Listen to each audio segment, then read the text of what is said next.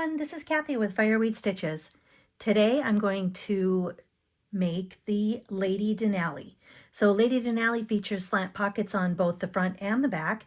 It has a front pocket as well as an inside pocket and an inside slip pocket.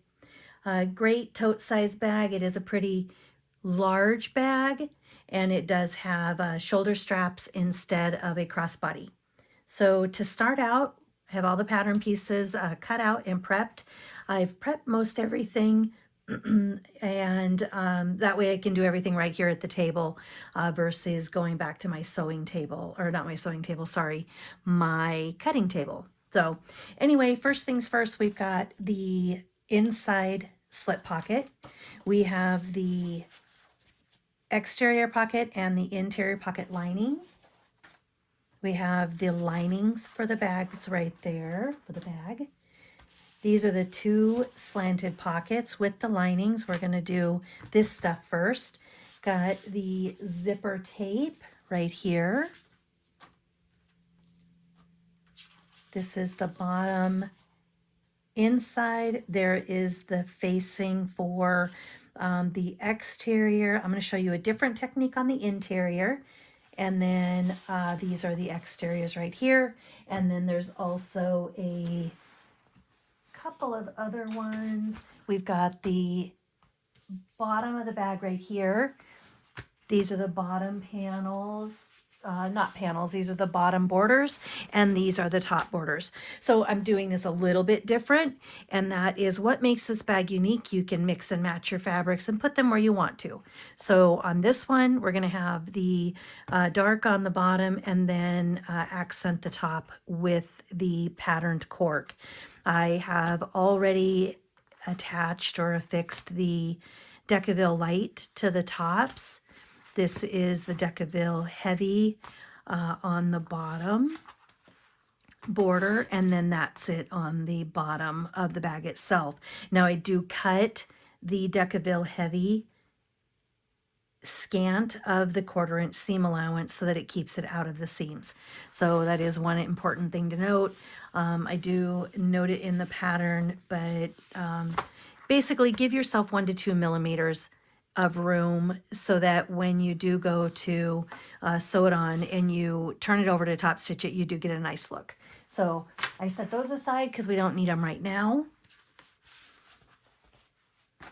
And then we're going to go ahead and start these. That way we can set them out of the way, or set at least the pocket out of the way. Now these I've already marked the magnet placing. I'm going to put magnets on both of these panels. In the instructions it says the 1 magnet, and any of the kits that I sell both at markets and online will only have 1 magnet, but they do include the label. So but for this one I want to put 2 magnets on it, so we're gonna do that. So let's start with this one.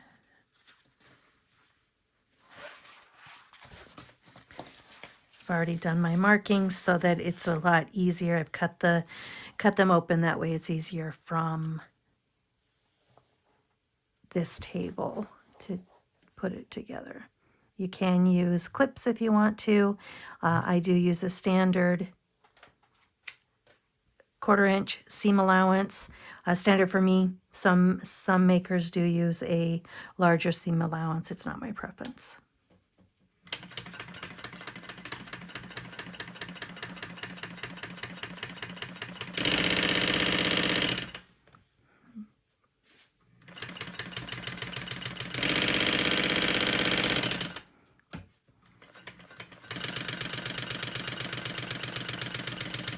I'm going to apologize in advance. I've got a camera right at the top of my head, so it's a little bit weird to work around it. So we'll make it happen, but that's what's going on. That's what the, I'll get used to the pace of the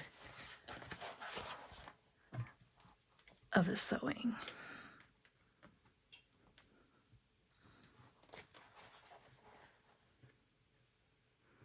I tried a different angle for this video, so that's the difference.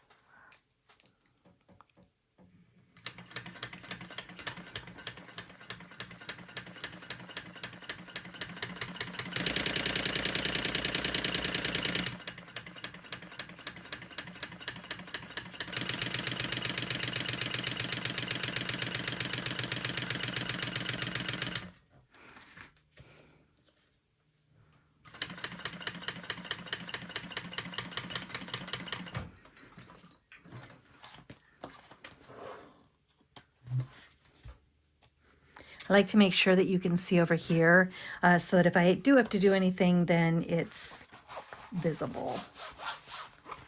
All right, so finger press at the top. I was kind of use my edge of my machine right here, and then make sure that you've got them, the lining kind of pushed to the back. You don't want it to be visible. I top stitch before I attach the magnets or the label, just to make sure it stays out of the way.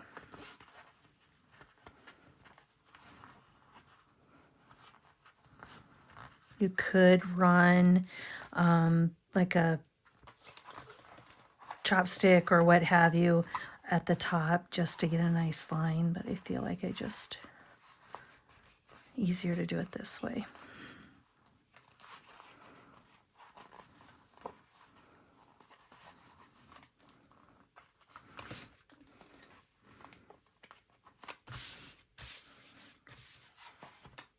Perfect.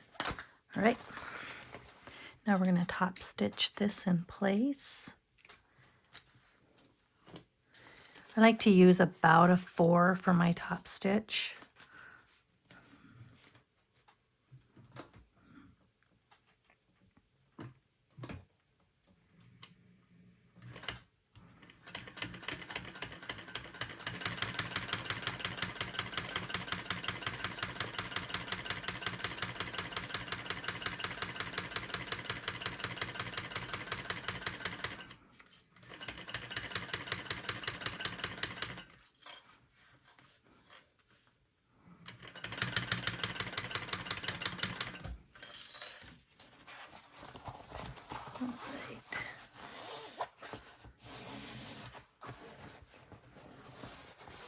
Usually we'll write on here because it doesn't, you can't see it when you're done, but like this is the back, that's the front. It doesn't really matter except for that on the front, that's, if you're putting a label on, that's where it matters.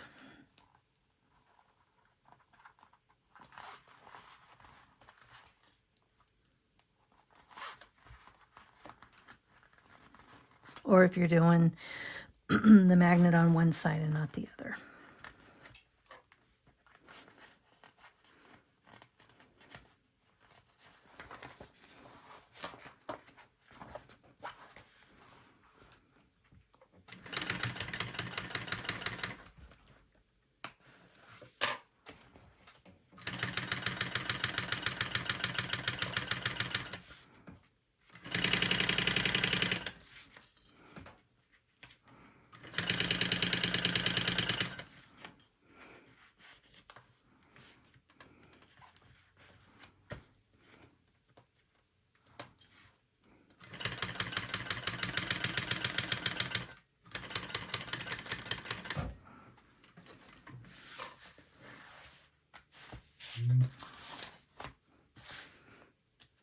I always trim my threads as I go. I don't like to go back later on and work on trimming things. So that's how I do that. All right, so I didn't show you. I also have all my hardware and that in a dish right beside me. It's typically how I like to do it. I do not have a rose gold in my labels, so I'm going to use a gunmetal one. I'm going to install the label first.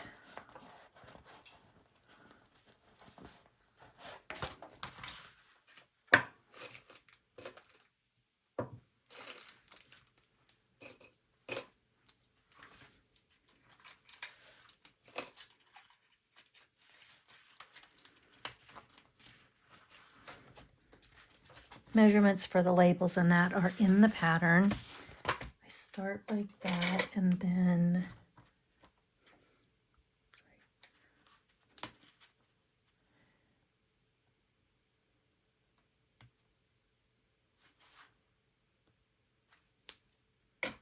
that's pretty darn straight. I always put a piece of duct tape over anything that I am installing on the bag. So whether it's a set of strap connectors or my label, really not necessary on the label. The label doesn't really get used to move, but it's just a precaution.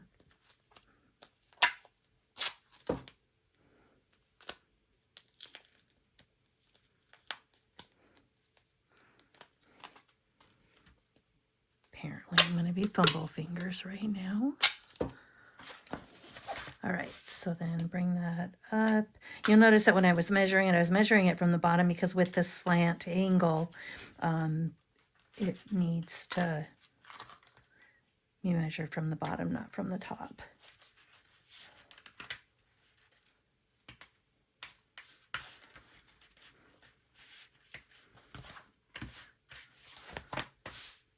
All right, so we're good on that. And now you'll notice that I have the marks already for the magnets, and I like to put the male magnet on this pocket. So I install the magnet, and then I also use these discs. So these are just Peltex that I've cut from it's a leather making punch kit that I got. And so it'll do the circles. Obviously I cut this shorter or smaller than the circle, but it will do the job just perfectly. I just like that extra addition of that for rub and stuff like that. And then the washer. So we're going to install that. Okay, so I take this, put it over just like that, and then I put the washer on top of it. And then we're going to push the prongs out of the way. This is our Duo pressing tool. It was part of our holiday box a couple of years ago, and I designed it so it had a cushioning end of it as well as a pressing end. So I like to use it too. The prongs on the labels aren't that strong, but the prongs on the magnets seem to be a little bit stronger. So I use it to push them over. And then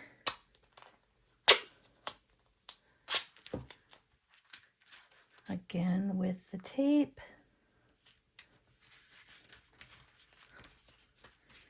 just trying to keep it so that you can't pull that magnet out. All right, so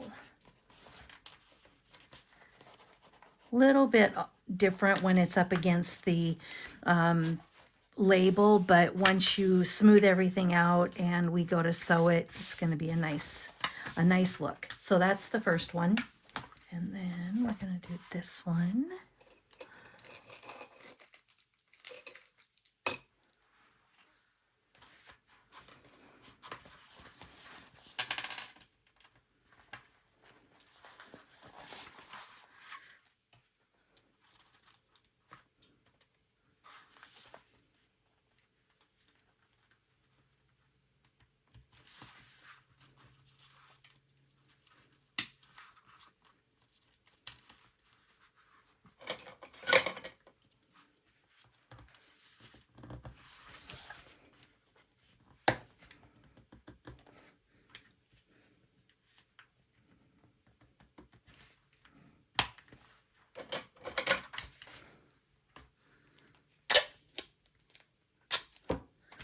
All right. You don't want this up into that allowance because it does have to fold over and sit nicely. All right, so those two are done for now. Set those aside. All right, now let's do our slip pocket. So I chose to do the slip pocket with the cork on the inside. I think it just gives it a nice look if you're using it as the accent or the waterproof canvas. Either one is a nice accent on it. So we're gonna start, I'm gonna start on the edge right here. because you're going to want to leave an opening so that you can turn it.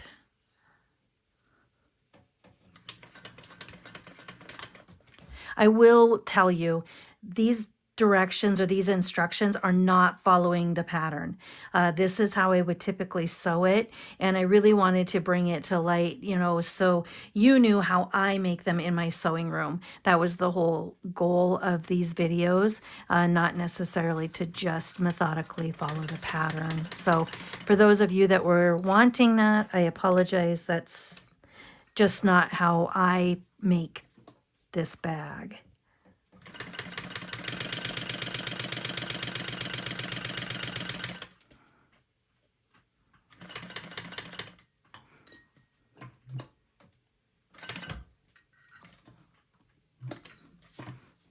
I like to pre-prep things, honestly, just so that when I get to the next step, it makes it a little bit easier.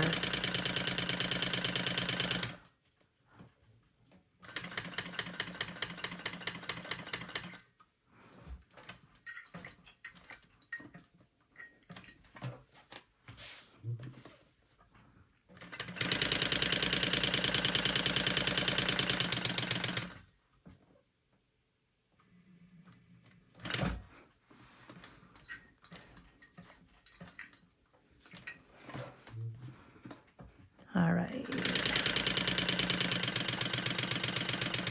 You don't have to leave a big hole on this. It's not that big of a piece to have to feed through. Now you can, of course.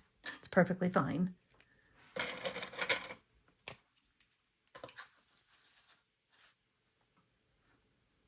like to clip my corners just a little bit.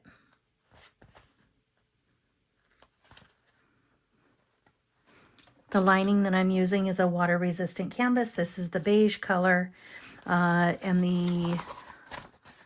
I do have several other colors on the website as well. You want to put your finger in just like that, and then push it through. Go to each corner, do the same. Might not have given myself enough room here, so we'll battle through it, but should have given myself more room. We should leave at least a 3-inch opening. A little overzealous. I'll pick that out and bring this through.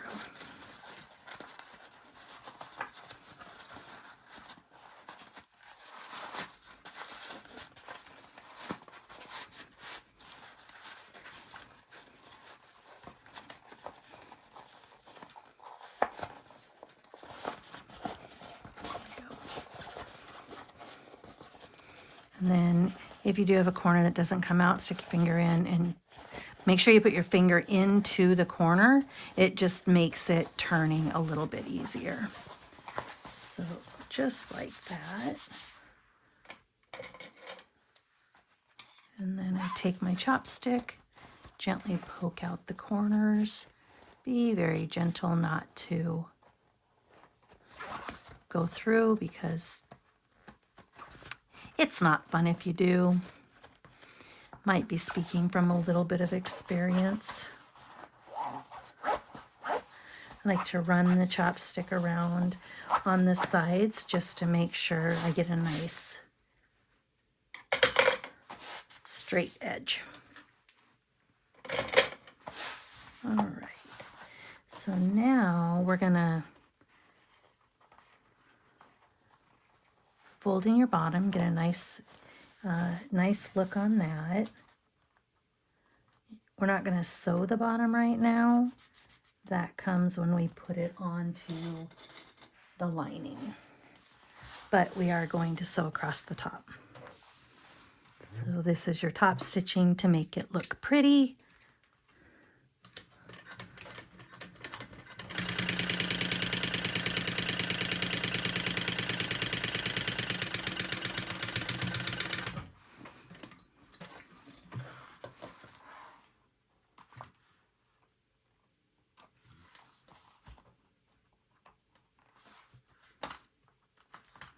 You can hit it with the light iron, don't really need to.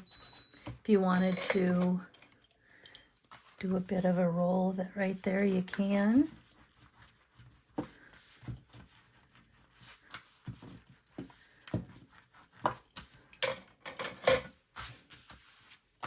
Perfect.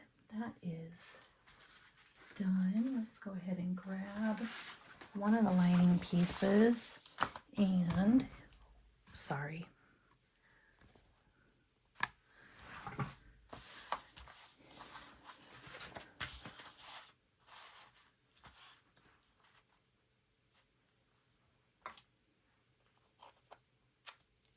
I like to use this fabric tape to secure things in place.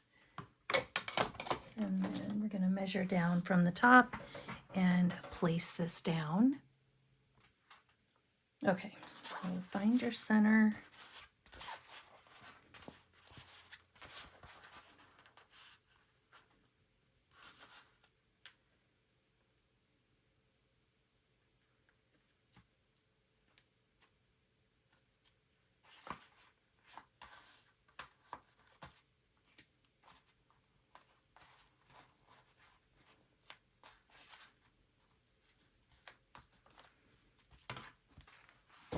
And now let's sew around this.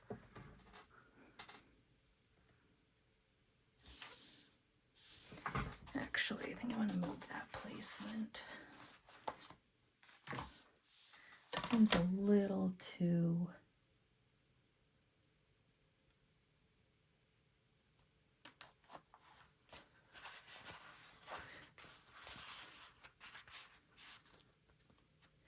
a little too close to the top for my liking.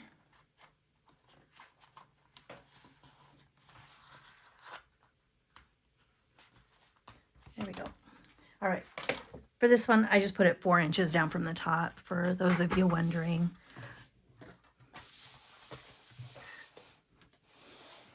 The pattern has the one that I did on those. Feel free to follow that. That's going to be my biggest disclaimer.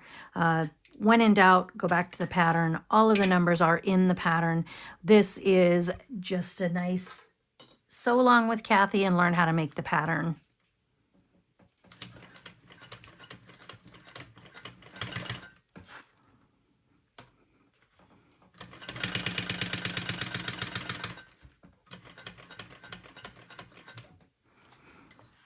I firmly believe that as you keep sewing and developing your skills and doing patterns over and over again, you are going to do things differently from time to time. And there are things that I do differently on this pattern now that I've made it so many times. Doesn't make the pattern wrong, just that I've updated some of my techniques, which I don't honestly feel is a bad thing.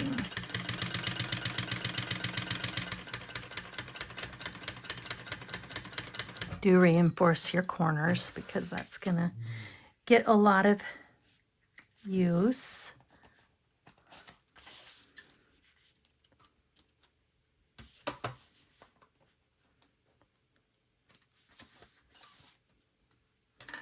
And now here you can choose to sew a seam down the middle if you wanted just small pockets.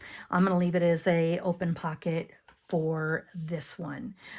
You can set this aside, but in the interest of usually trying to prep for the next step, I'm going to apply the double-sided tape.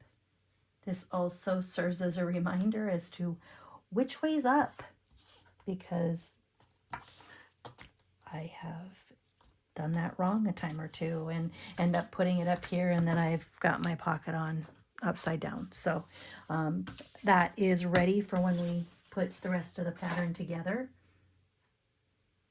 All right.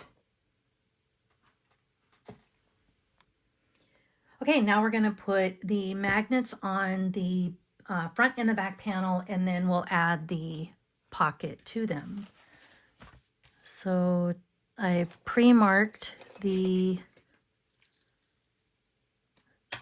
place where we're going to put this at and cut the holes. So we're going to just like that. Same type of disc on there.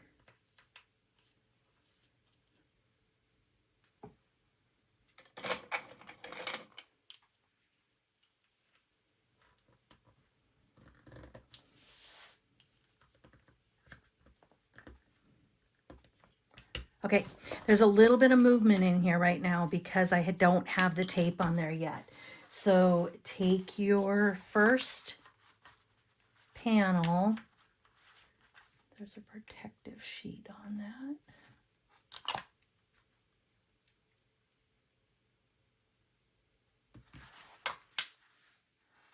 And then make sure of your placement, which is good.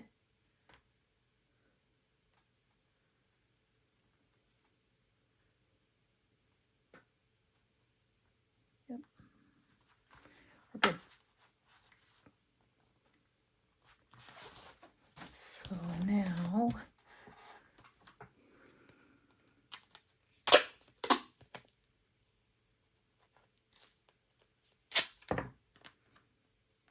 put your tape over it, just like that.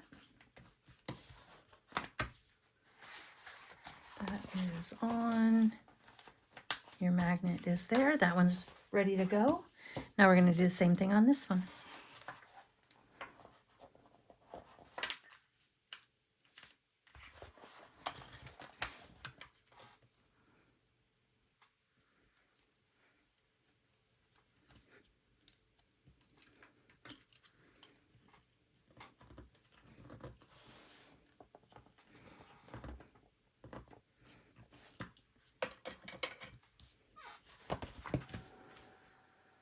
All right, before we stitch the front slanted pocket on this, we're going to install the zipper to make things a little bit easier.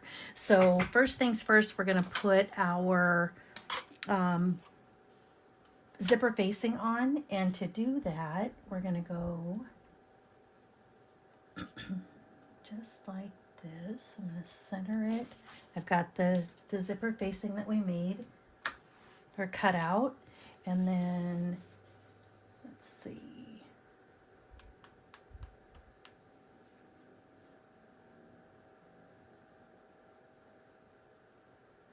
perfect. Line it up. Again, pattern measurements will show you what those are.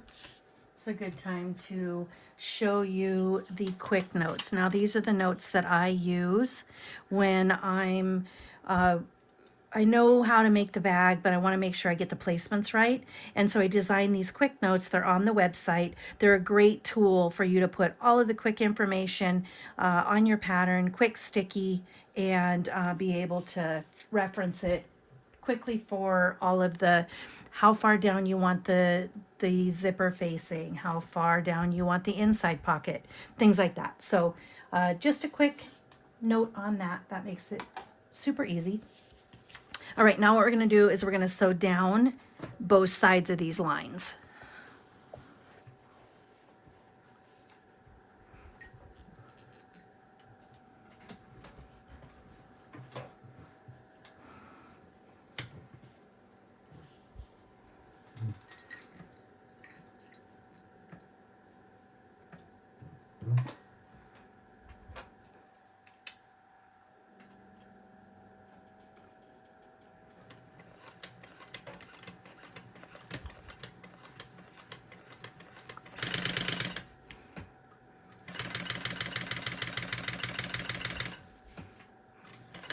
You want this line to be as straight as you can get it, just because that's how the pocket's going. When you turn it, it needs to be nice and straight for assembling the pocket.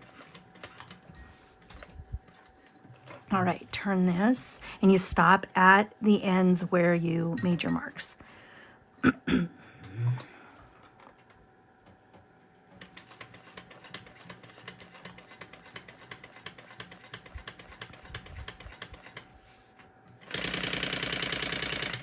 I like to use my finger as a guide as I'm going down. It just helps me keep everything nice and straight.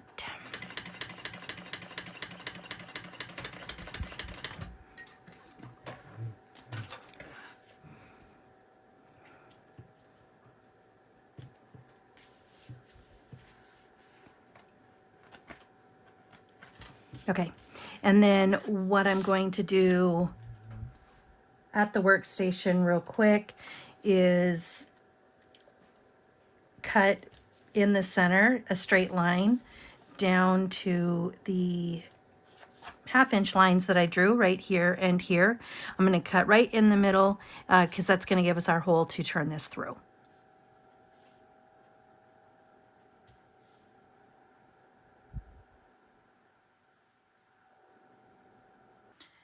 All right, I'm at the second machine and we're going to go ahead and work on the pockets.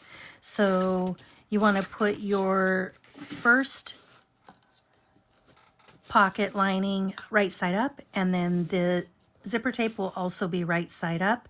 Align it at the top. You can use double-sided tape here if you would like to. You don't have to if you can hold it in place. It's one of the few areas that I actually don't use double-sided tape. Certainly could though if you were worried about it not being able to be lined up.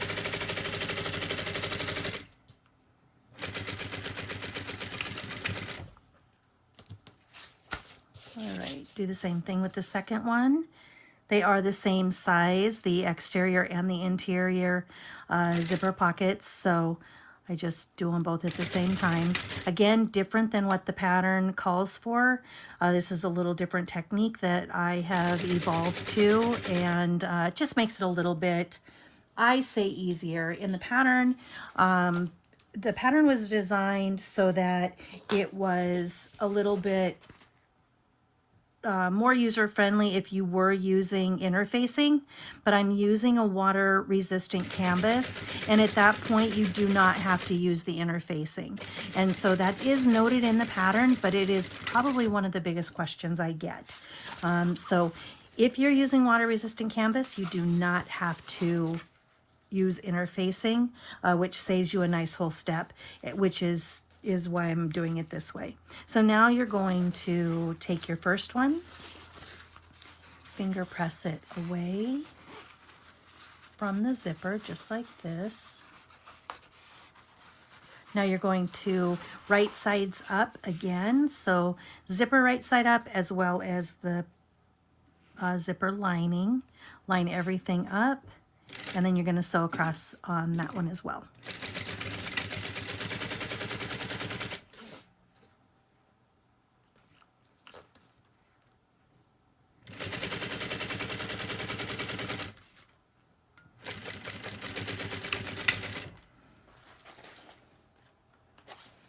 All right, and then number two, we're going to do the same way.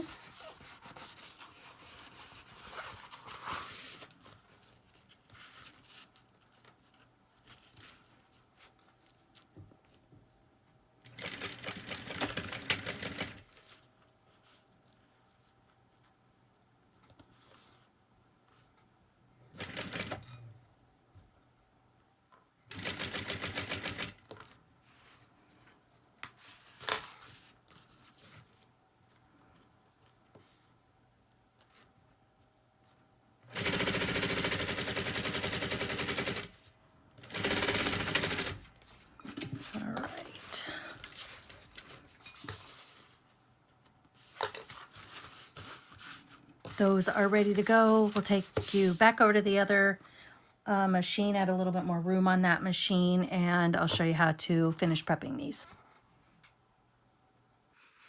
Okay, so now you're going to finger press down right there and straighten this out. So pull it taut so that you get a nice even line down at the bottom, and then give yourself a crease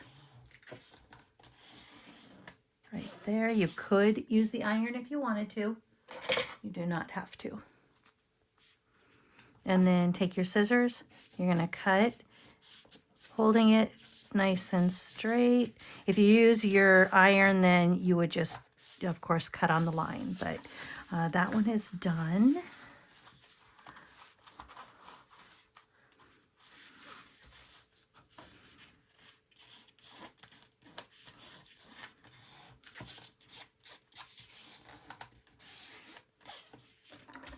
Same thing.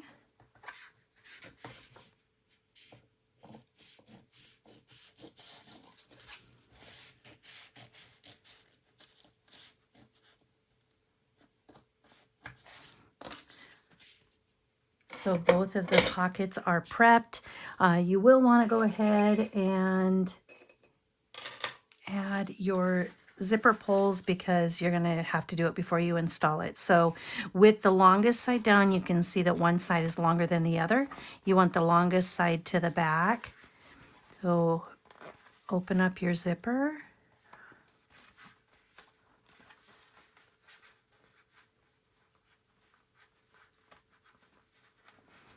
I always put my zipper head on the side that has just a tiny bit taller, and just tap it down, fingers on both sides of the head, and slide it on. Your zipper pull should slide on just that easy. If it's a little bit of a tight fit, don't fret it, but your leverage is holding the zipper head, not pulling on and yanking on the pull. So down on the top, I always put my thumb right underneath it. That allows me to squeeze a little bit to adjust if I want to. Tap it down, fingers on both sides of the head. So zippers are installed. Those are ready to go. And now we're going to install the front zipper on the front panel. Okay, so I have everything ready to go. I did go ahead and press the pockets away from the zipper just to make it a little bit easier to install. So now we're going to get those. I always like to kind of finger press them towards the zipper opening to give it a nice line for when we flip it through. I cut the line halfway in between, straight across, and then also where the triangles are. So good to go on that. Take your tape. I try not to go past the end lines because you want to leave that accessible to being able to sew down. So put the just like that. And then starting on your first one, flip it over. You can bring both sides through, but I typically find that one side flops back down.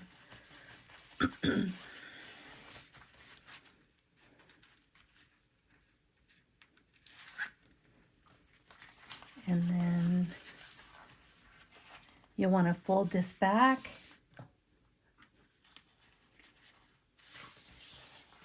Sometimes easier. Whatever works best for you to make sure you get a nice edge. I usually try to start in the middle and then I work towards the ends just to get a really nice line.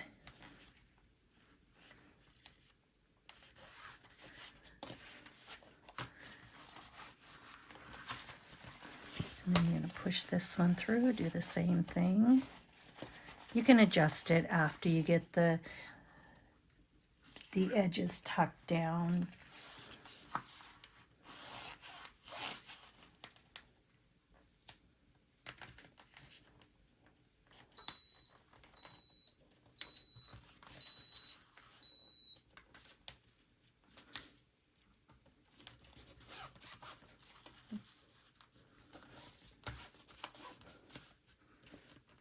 Nice and square. When you sew it down, you want to make sure that you get as much of you want the lining to be on the back of the pocket, not visible from your rectangle. So just like that. And then we're going to flip that back. You can always use a roller and roll it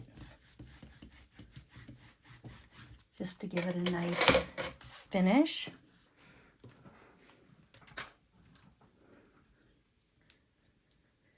That was a larger double-sided tape size. I do like to use typically the, probably, I fluctuate back and forth between the 6 and the 9.5. That one was a 9.5.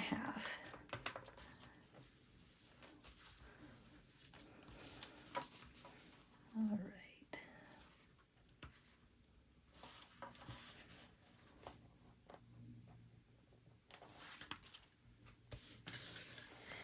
All right, pocket with the tall side to the top. I like to reach through, grab my zipper, and then make sure that you have these lined up about the edges. And then from there, I like to center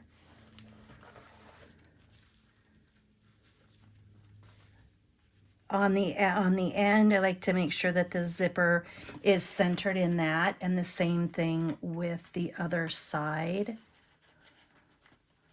Just because that just gives you a really nice start as to where you want this to be. And then lay that down straight across, pressing it in place. Same thing with the other side.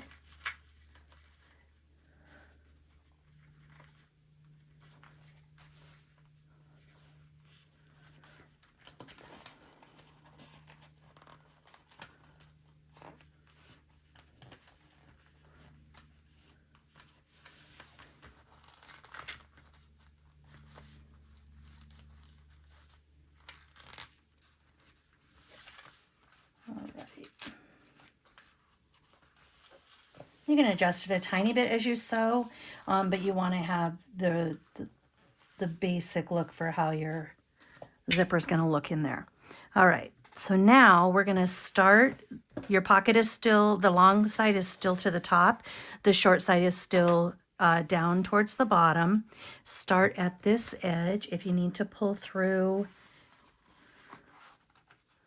where your triangle was just to get that to be a nice look, do that.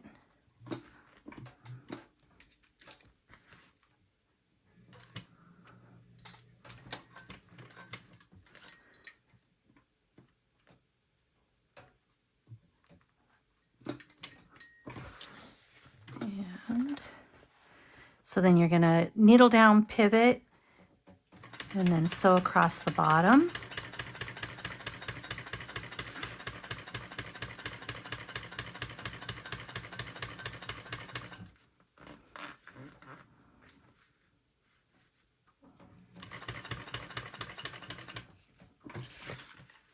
And then same thing, pivot, sew up the side, just in the opening. You don't want to go past the opening at this point. Cut your thread, leave it a little bit long, and then pull your loop through the back, and then your loose end to the back, and then tie your knot to secure.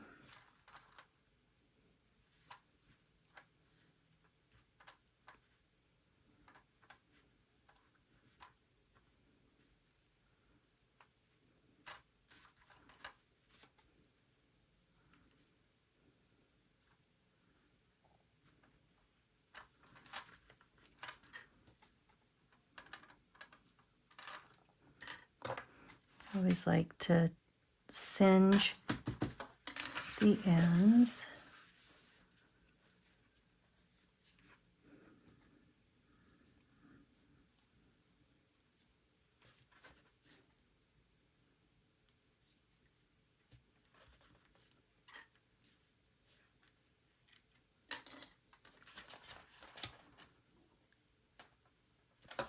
Like that. Fold it down towards the bottom like that. So your long piece that was folded up is now going downward And from here, you're going to start on the side that you just sewed up. I always like to put my needle down in one of the down holes from sewing upward. That way it just matches up the stitches. And then pivot.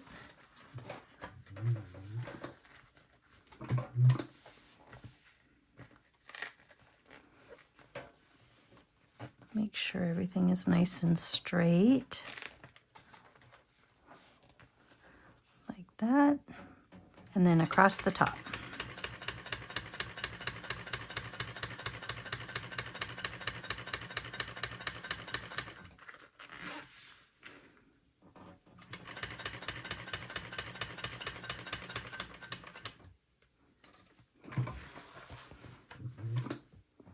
And then pivot down, so over a couple of those stitches.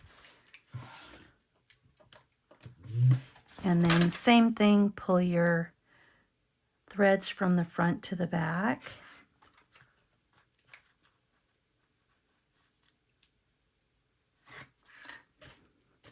And we're going to knot those off again.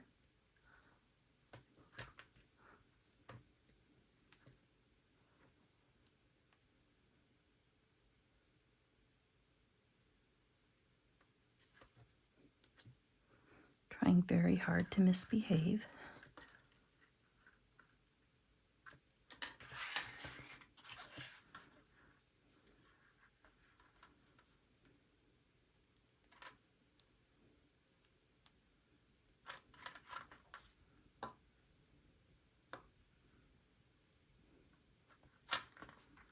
All right.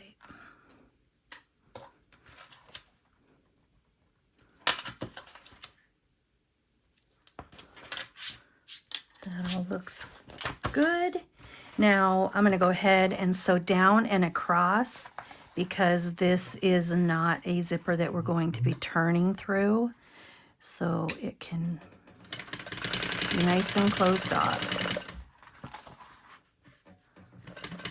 And you see what I mean by not putting your double-sided tape all the way to the edges, because you want to be able to sew past them on the end.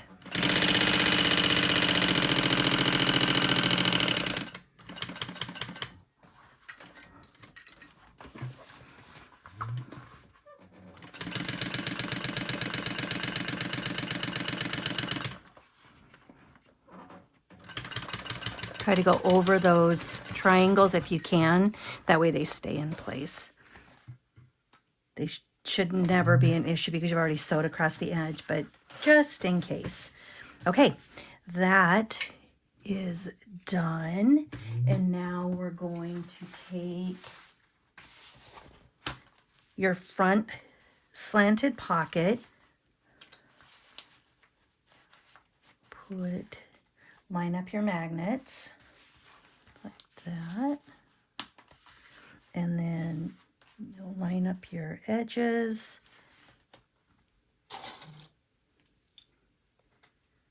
I like to use a clip and so that I make sure that my edges are nice and lined up.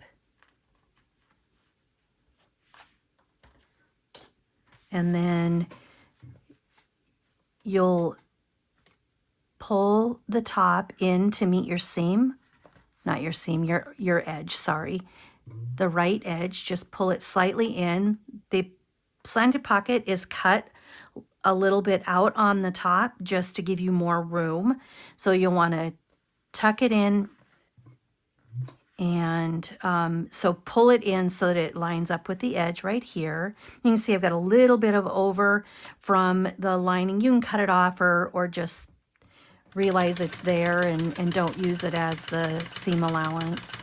And then I just top stitch. Essentially you're just basting it in place. Like that. Turn it.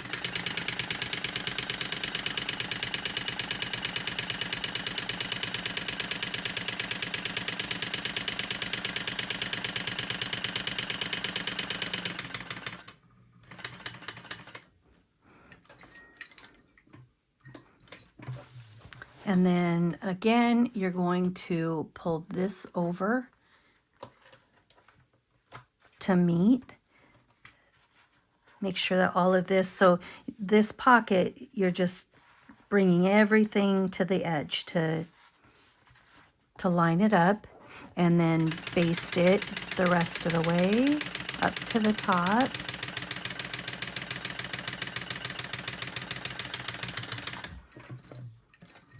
There we go.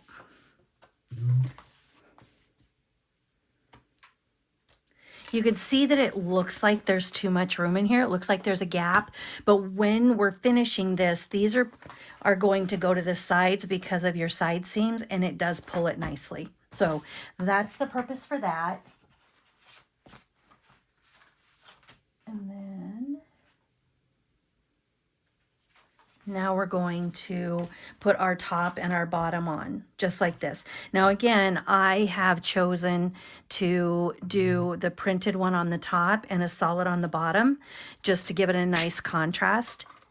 A lot of times I'll do both of these the same color, but this time was just kind of something different and fun to do. So now line everything up right here.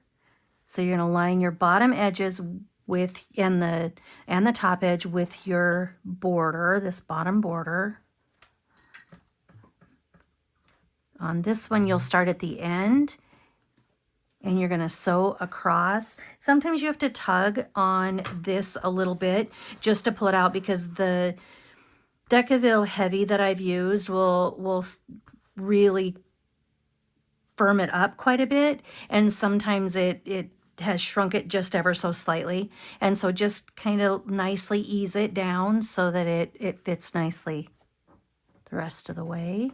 You'll want to keep it, you're sewing off of the Decaville on the line that you drew and at your 1/4 inch seam allowance.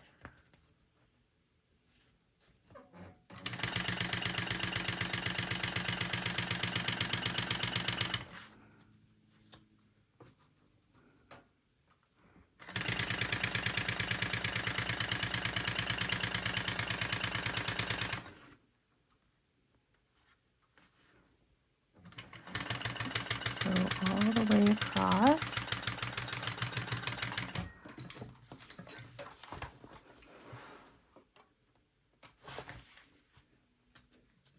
And then we're going to do the same thing with the top.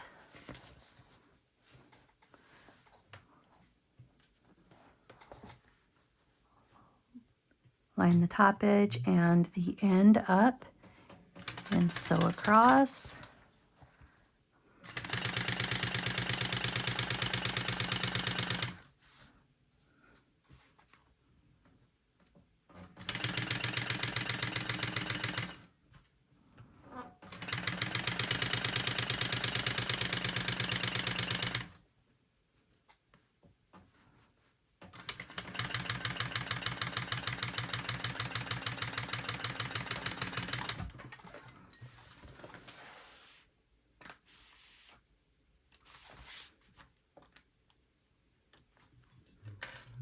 Perfect.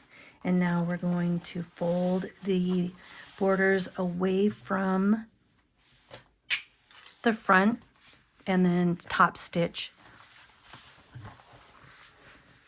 on that border. Lengthen your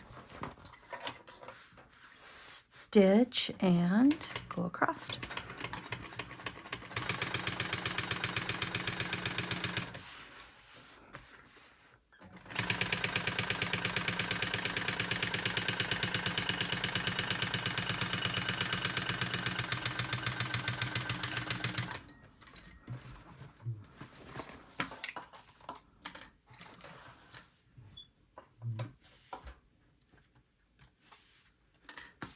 And same thing on this one.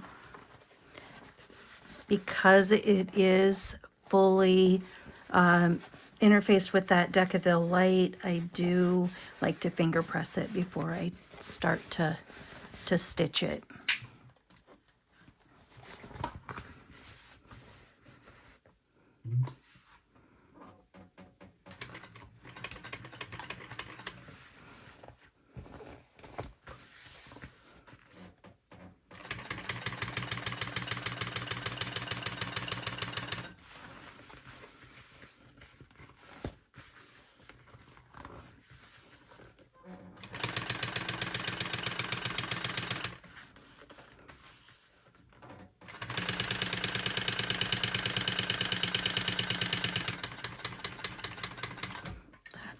is all done.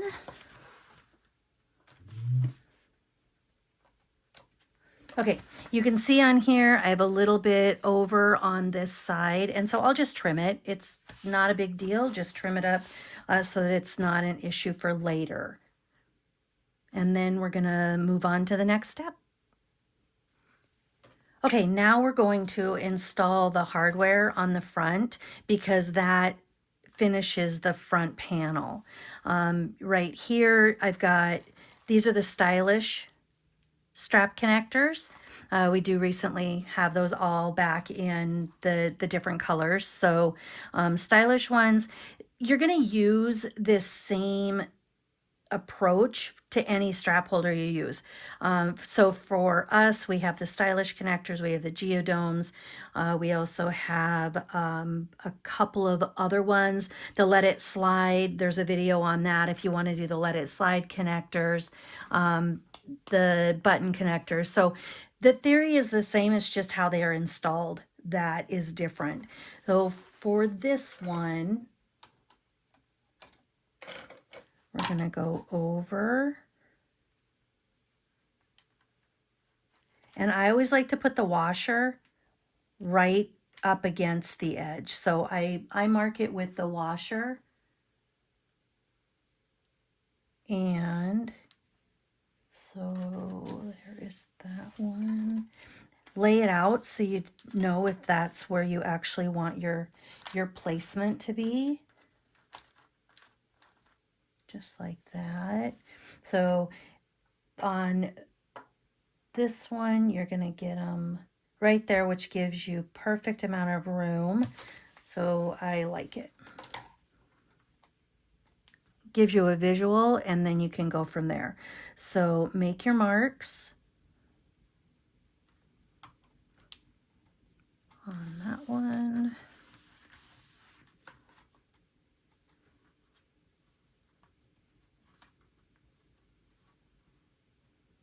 And I do mark right in the center of the washer.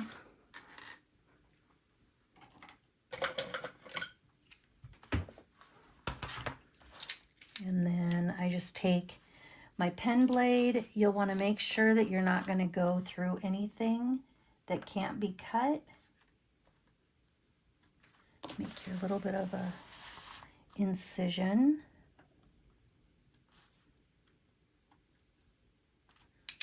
Like that. And then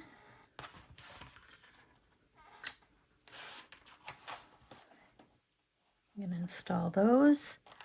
It's a perfect match that fits right to the top. Flip it over.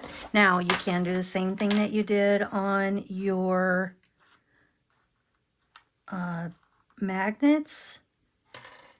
If you wanted to put a piece of Decaville in there, don't really have a reason to on these, but you certainly could. And then you're going to, so this is also an option, but you can push them down or push them in. Going to give you a little bit less bulk if you push them out. And we're going to use tape. I just like it to lay super flat, and so I will push them up. It's always been a debate as to whether or not people like them to go towards the washer or away from the washer. All right, and then we'll install this one before we put the tape on. So again, you put that through.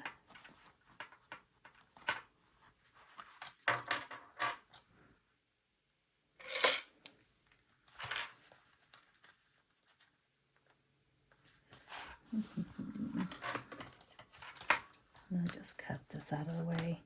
It's not hurting a thing for you to buckle it up, but it's just me. Put that. Put your washer on.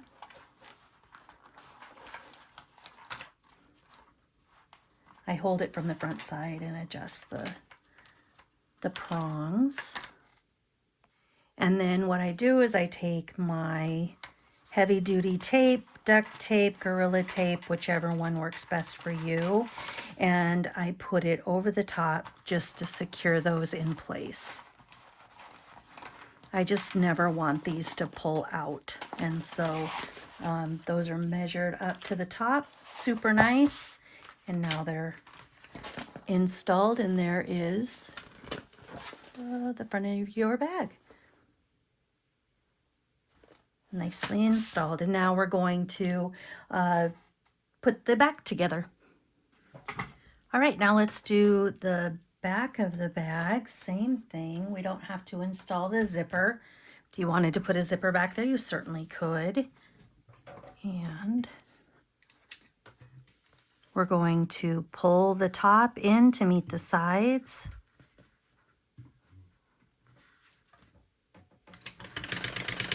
Baste it in place.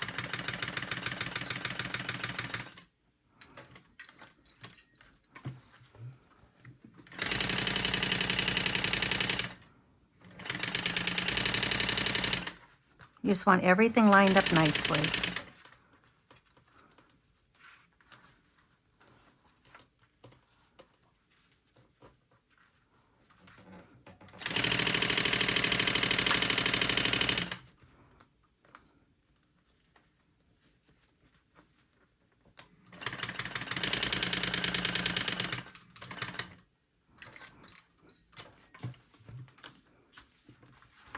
And then pull your edges in again to meet the sides.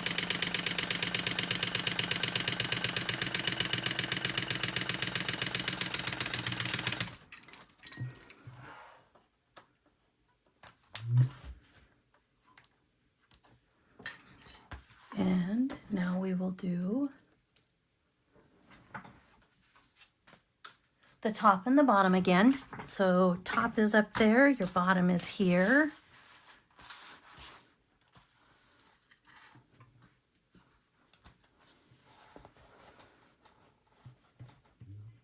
You're going to sew all the way across at that 1/4 inch, keeping the Decaville heavy out of your seam allowance.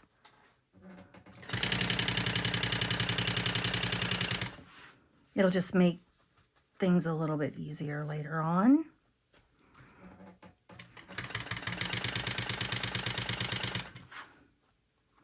You can see on this, I'm just scant of the seam allowance, which is perfectly fine.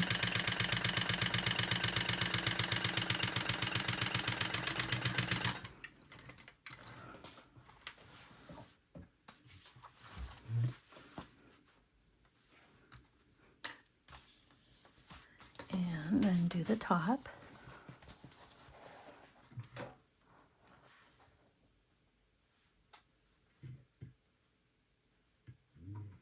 Lining up the end and the top.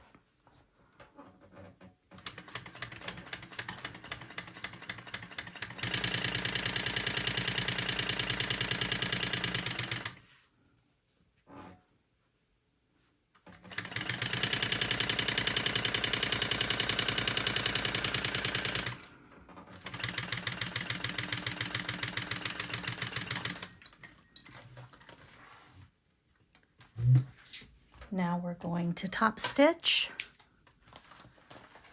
So fold your bottom away from the front of the bag.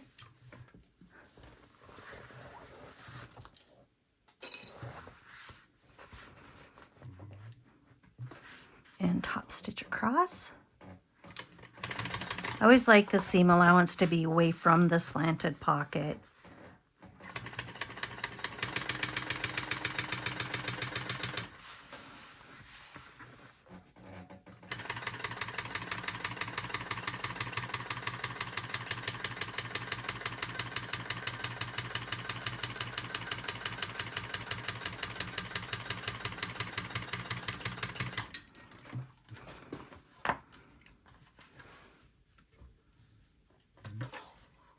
And then we're going to do the same thing to the top one. Finger press it away from the top edge just to get a nice line.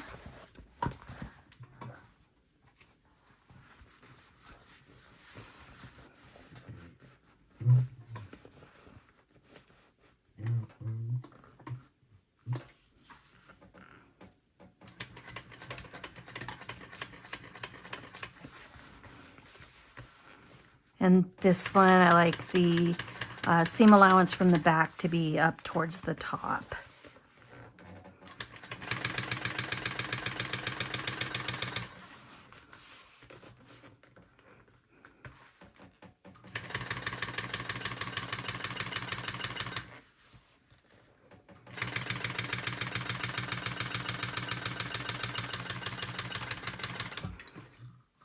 Like that.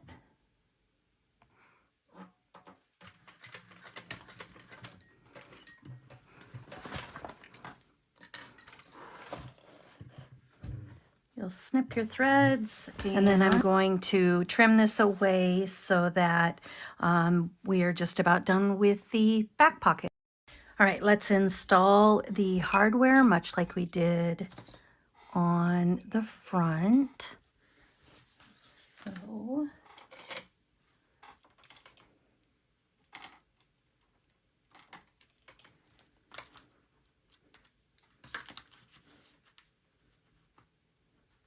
same measurements so that they line up nicely.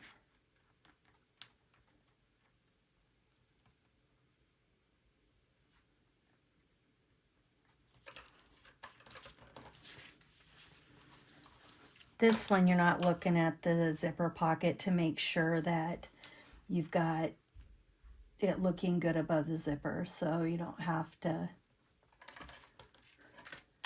double check on that.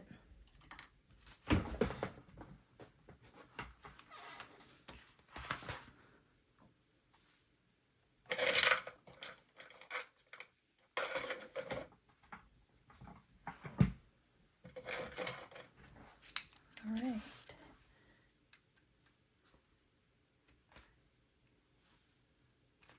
Cut your holes for your prongs.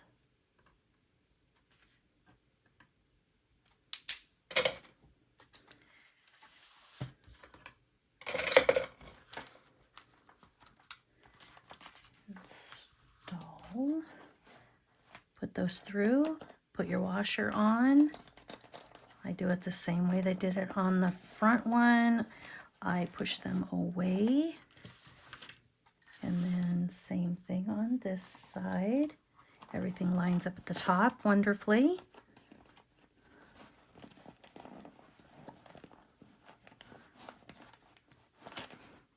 And then your tape.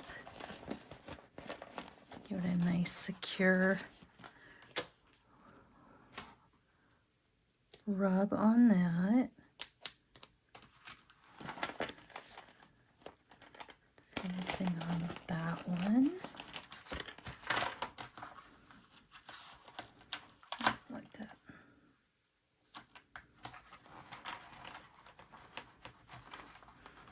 You could put another piece over it if you wanted to, but I've never had an issue, but just in case.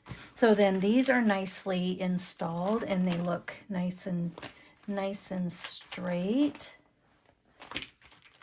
Perfect. All right, time to move on to the next step. Okay, now we're going to install the inside pocket. I like to use these zipper overlays. These are the ones that I offer on the website. I have it in this color and a kind of cornflower blue, but I don't necessarily like to put this little jog on all of the bags. I often actually cut it off. So I just cut it level so that it's just looks like this when I've got it all cut. I like the looks of it, but I don't necessarily, unless I'm going to put something on that little tab, like a rhinestone or a rivet, I usually cut it off. So with that said, let's do just like that. I've already got the tape on the back here. And then you're going to find your center. And I'm showing you this, it's not in the pattern, but I'm showing you this because it's a nice way to do a different pocket on the inside, and it finishes different. So you can do it the way that's in the pattern perfectly fine, just a regular inside pocket, or if you have these, you can also make one. They're, you know, have your own template, or if you pre-buy them, however, but you certainly could do this instead. So just showing you different things that can be utilized. All right, so center that, and then I like to line this up, and then I'll put this just nice against it. So that's a nice rectangle right there. And then I am going to put a little bit of a label.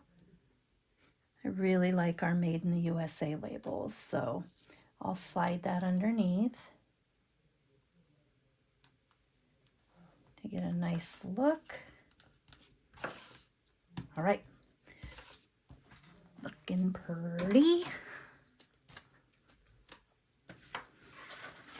Pull that out of the way.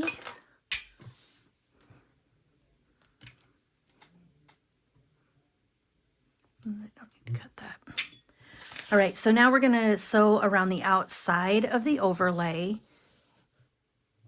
Just start anywhere you want to. We're going to pull the threads to the back just to give it a finished nice look. So carefully make sure where that's at.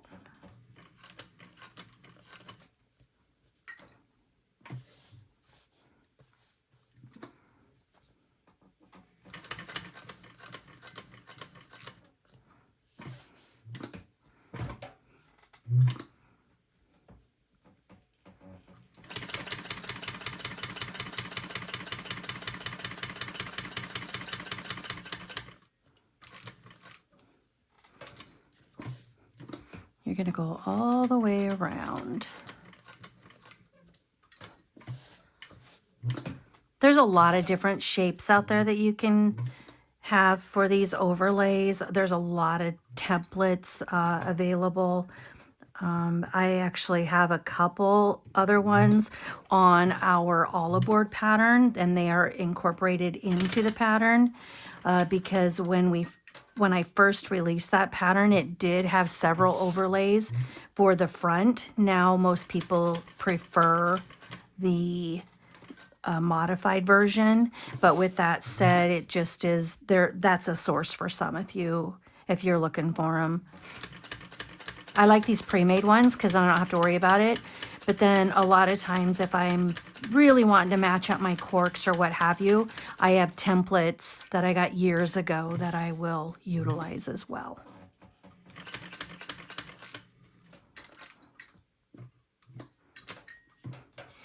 Now from here, should have done it a tiny bit sooner, but pull your thread through the back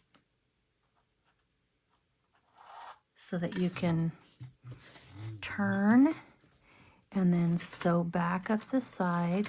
I like to go a couple of stitches over the existing stitches, and then we're gonna pull that through as well, just like that, and then we're gonna knot these. Now you can knot them together, you can knot them separately, just make sure you get a nice secure knot to it, and don't tug too hard to where you're going to get a pucker, because that's not good.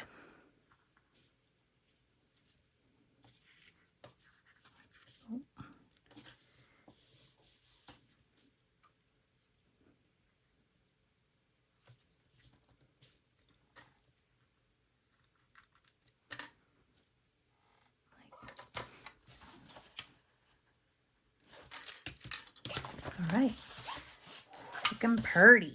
All right, so that's in place, and now we're going to cut this out. So snip your center just like this. I like to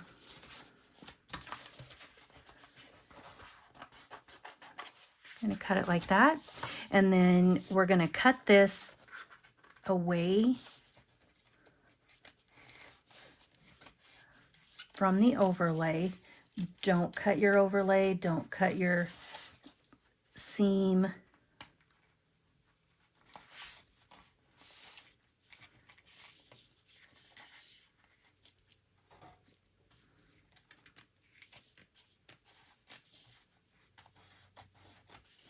Actually, having it off of the zipper tape is perfectly fine because that'll give you a little bit of zipper tape, or the double-sided tape, when you go to put your pocket in. So it's not a bad thing that you can see it. Like that. Doesn't have to look pretty because that will not be seen. That's what it looks like. Now take your pocket, make sure your zipper's going to the left, unless you're left-handed and want it to go to the right. The tall side, when you open this, so your tall side is to the back. And then we're going to flip this over and we'll add a line of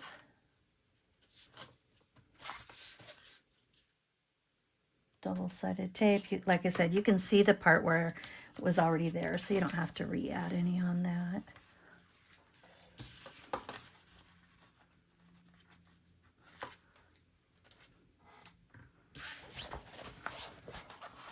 And then you're going to center this over the top. I like to make sure that, just like on the front, that you've got this centered right here. And then same thing on the other end. I've said it before and I'll reiterate, we are in the make things pretty business. So whether it's for friends and family, or if you do sell your bags, then you want to just make sure everything is lined up.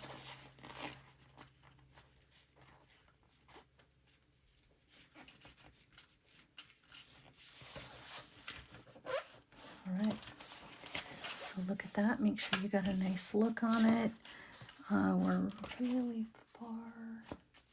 Nope, we're good. Okay, because you're going to want to be able to sew down. Now this is the lining, so we're going to turn the bag through the pocket. So we're not going to sew the bottom when we get there. So anyway, you're going to start with your long side of the pocket away from you. On the edge, start at the edge of the interior rectangle. You're going to stitch down a few stitches. Adjust where you want your line to be. I always like to line up my presser foot so it's consistent. Like that.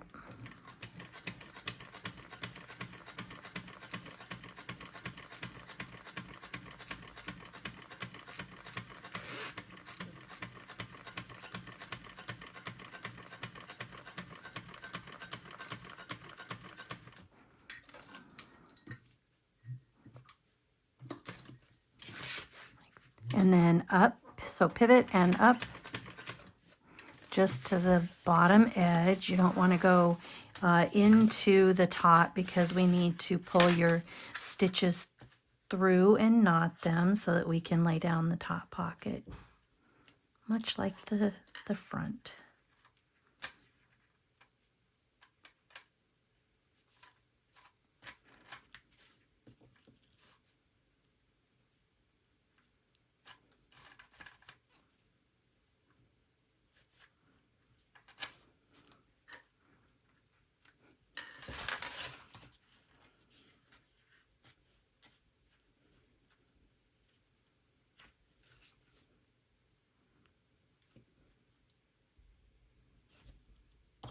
That knot didn't work.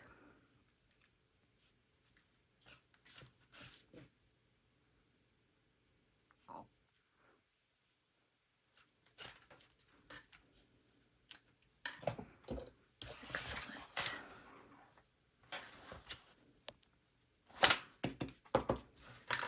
You're going to now fold your pocket down towards the bottom, and we're going to sew across the other side.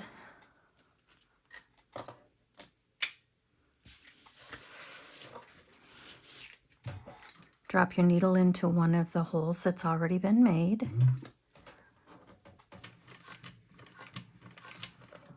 You don't have to back stitch because we're going to pull them from the back. I don't like that. So what I just did was I didn't like where that placement was, so I backed my needle up and then pivoted so that I could get a cleaner look.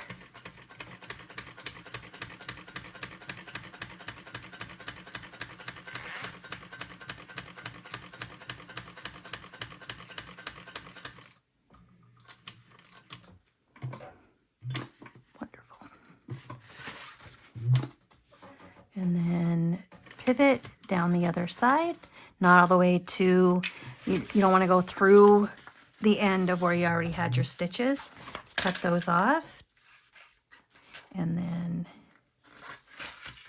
we're going to knot these.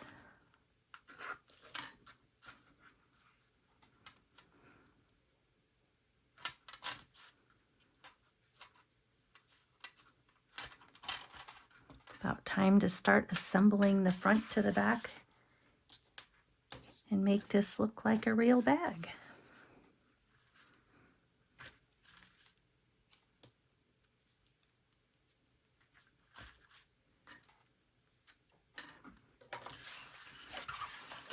All right.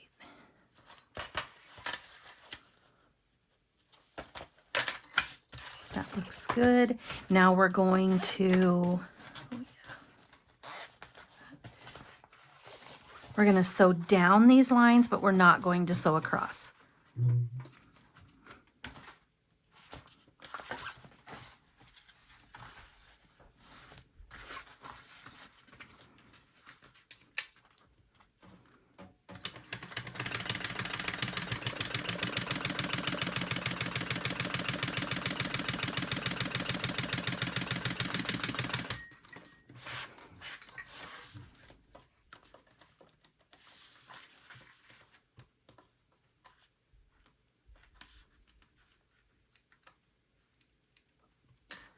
And then up on this side.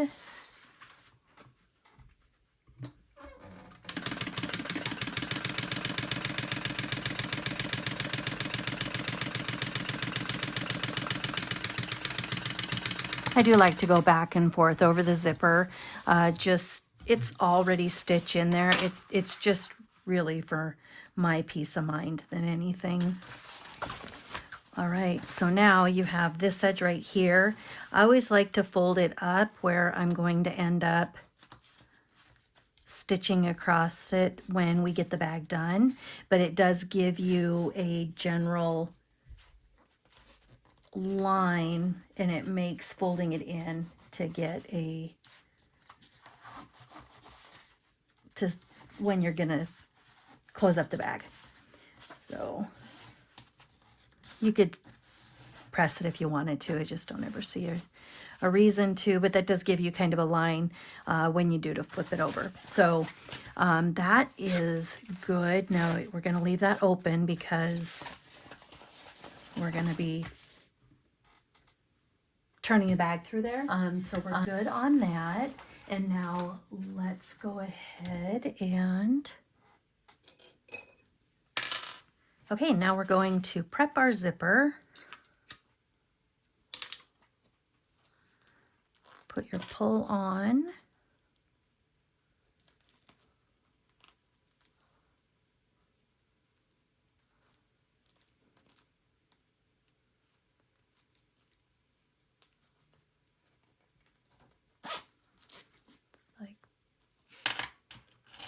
Perfect. All right. Now right sides together with your zipper tag or your zipper tab that we made, as well as your zipper tape. And we're going to stitch across. I don't like to do a 1/4 inch. I just don't really like thick zipper tabs. And so I do it scant. And then you're folded away from the zipper and then to the back.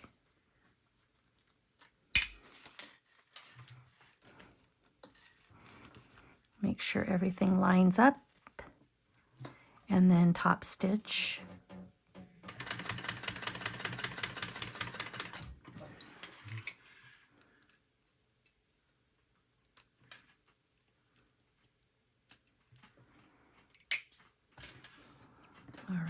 set that aside. Now we're going to put your bottom on both the front and the inside lining. I like to put so across the full edge of the front panel as well for that bottom, and then I do it the same way for the one that has the pocket, the zipper pocket. It's just the way that I do it every time.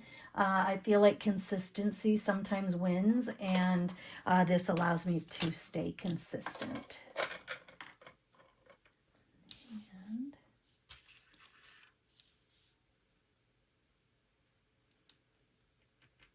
find your center.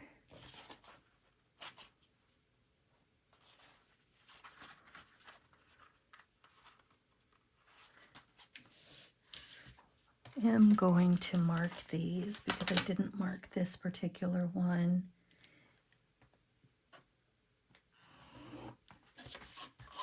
I like to mark the 1/4 inch on these just so that I have a better indication of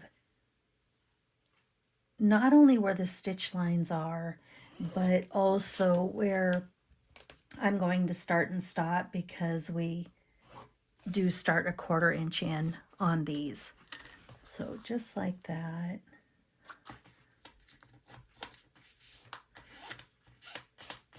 To find my center, and that way I can match up right sides together.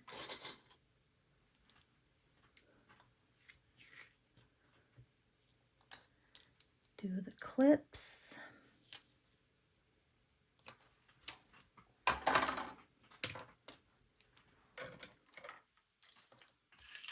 And now we're going to sew this all the way across, but again, starting a 1/4 inch in where the crossroads of the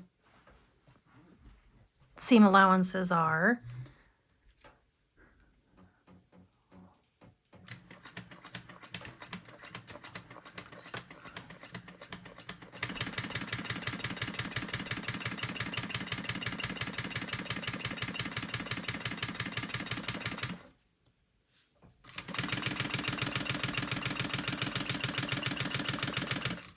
And then you're going to stop at a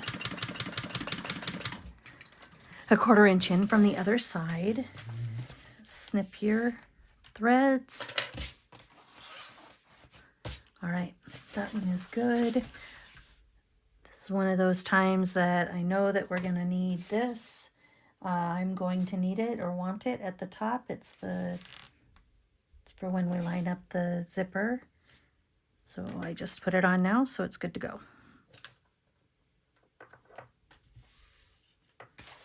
All right. Okay, now you're going to put the bottom on the front of your bag. I've already marked the center.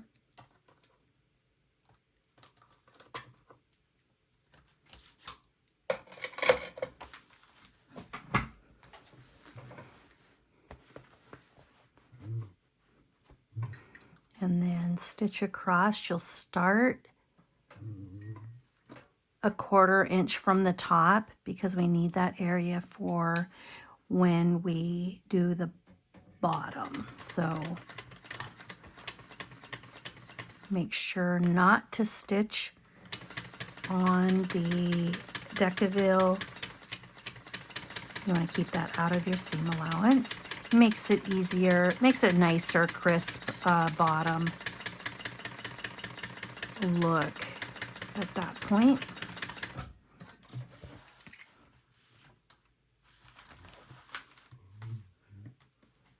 All right, so now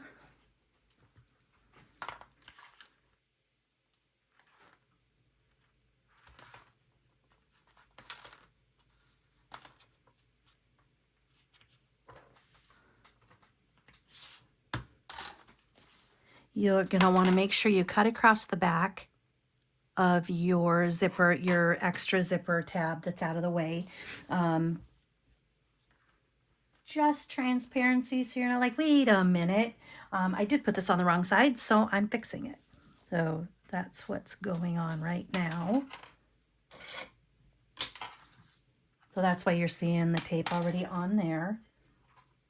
But you're going to start, measurements are in the pattern, and you'll line this up right sides together.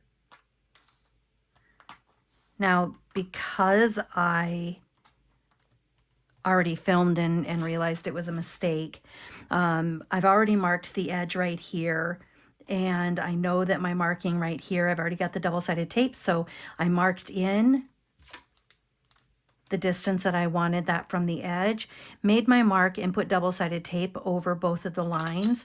I then separated the zipper, I pulled this back onto itself just like that, and let that fall on a 90 degree. Now, I really like it when I have that extra when I sew across it, but if you mess up, you mess up, and now we're gonna fix it. So now we're gonna take this,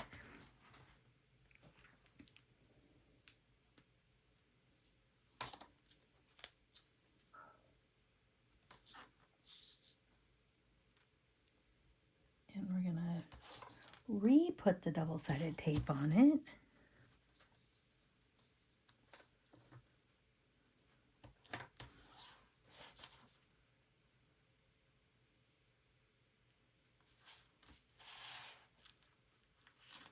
I don't mean to be working off camera, I just only have so much space.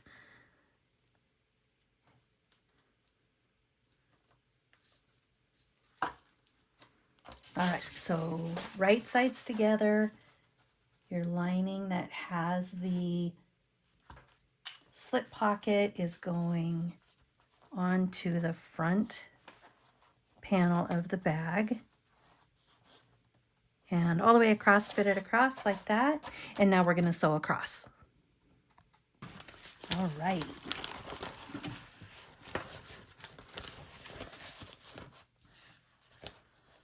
Sew across right here.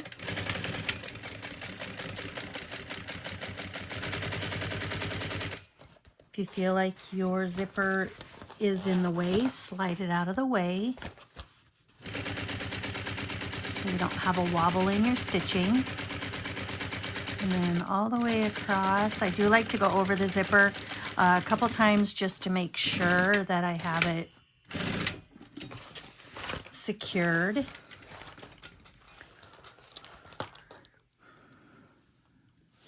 Bobbin chicken.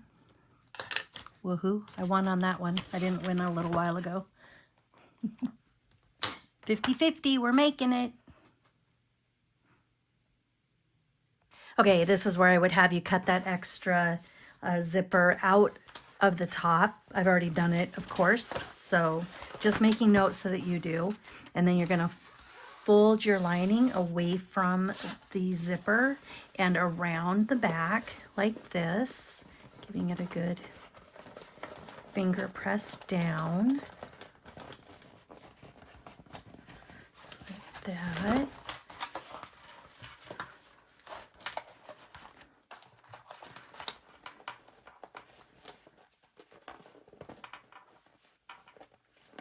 I like the top to have a nice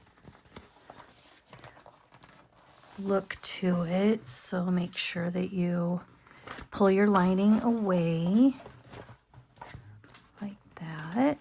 And now we're going to top stitch along the zipper in place. You need to stop and adjust. Always make sure your needle is down so that it doesn't skip a stitch or anything like that.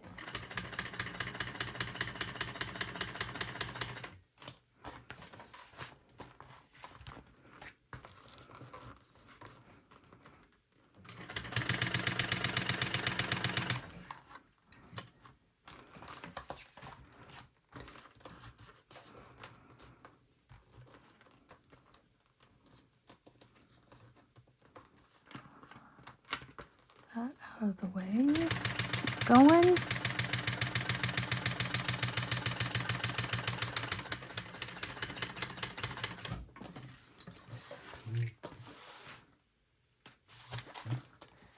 All right. That's looking good. Now we're going to take the back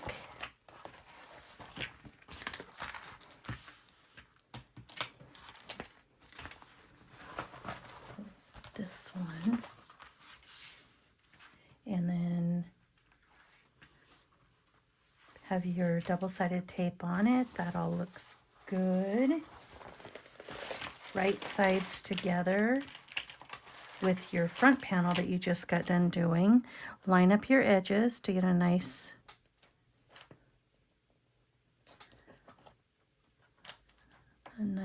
edge there.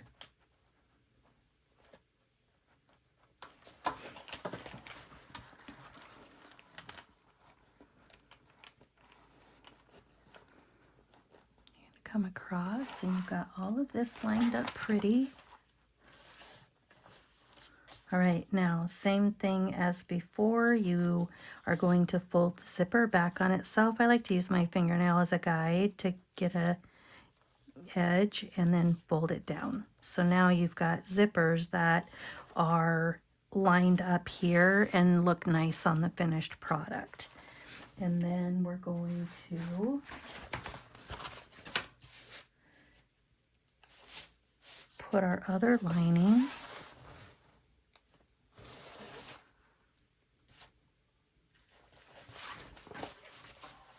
right sides together, sandwiching the zipper on the inside.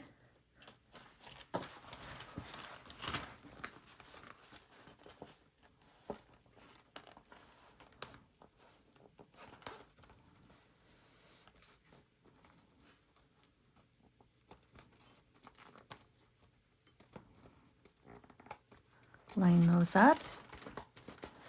If you don't like something, just pull it just like that.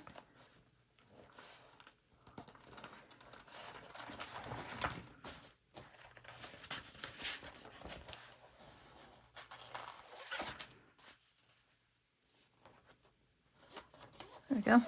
And now we're going to stitch across that. All righty.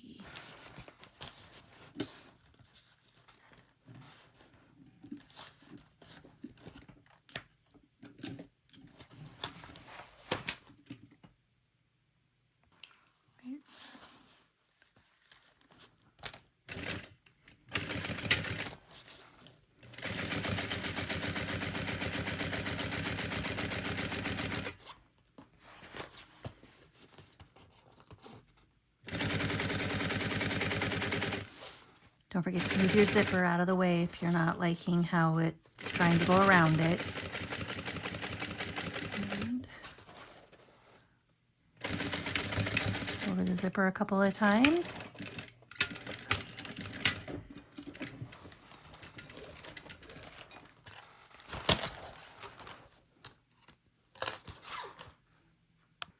All right. Now we're going to cut that zipper out of the way, much like I did on the last side. And then I'm going to push your lining away from your zipper, same as before. You're dealing with a lot more bulk here, so I always find it necessary to flip this over, and sometimes I'll put a clip on it just to kind of try to secure it out of my way. Let's see.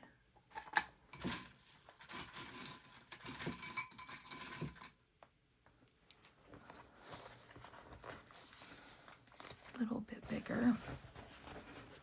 All right.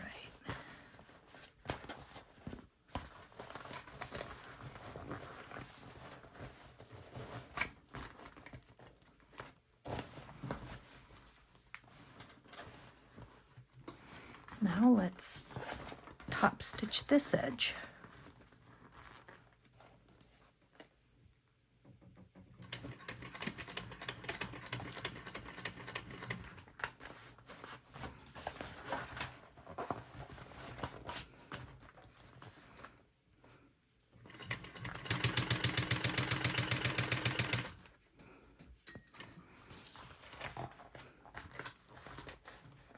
Don't forget, if you need to do any tugging or straightening, to make sure that your needle is in the down position.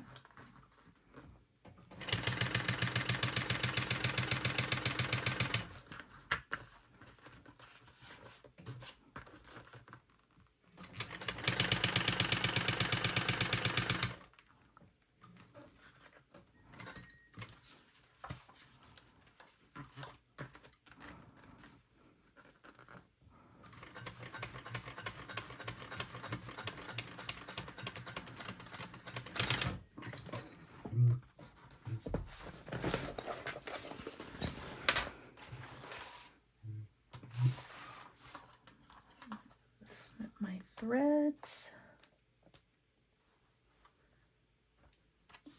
Anything that doesn't look right.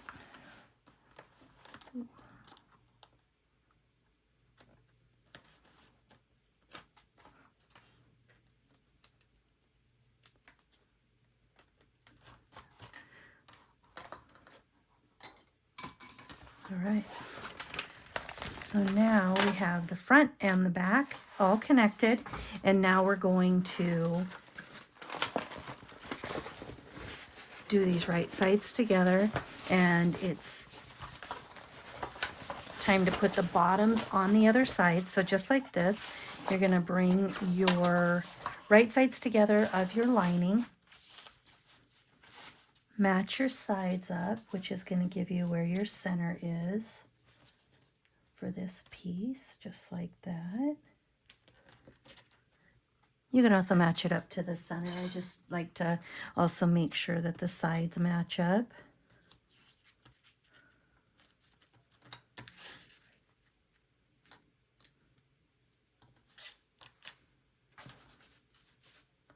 All right, now we're going to sew this in place.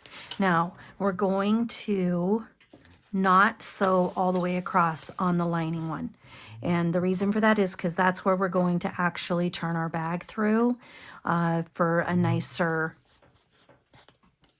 turn look. So you don't have a seam at the bottom that you've closed up with a little bit of a lip. So we're going to do as little of an area here as you comfortably feel like you can get the bag through. This is just a little over an inch is what I've done there. And then you're going to go to the other end and same thing. You're going to give yourself about that same amount of space.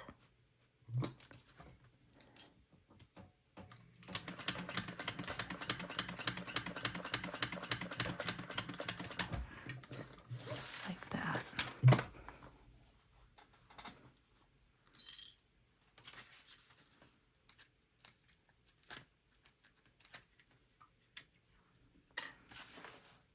All right, and then we need to do the same thing with the front and the back panel. I did mark that one, so we're good. Actually, a little bit. There we go. Just make sure to check that things are lined up. And now we'll stitch all the way across on this one.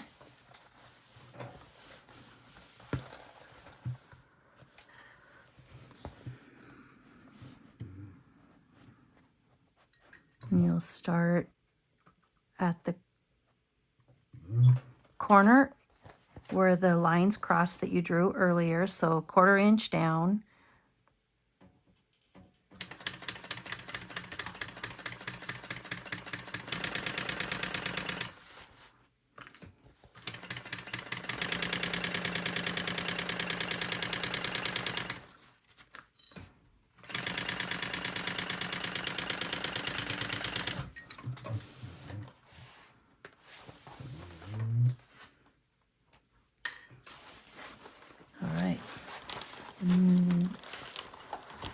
Now it's time to sew on the sides of the bag.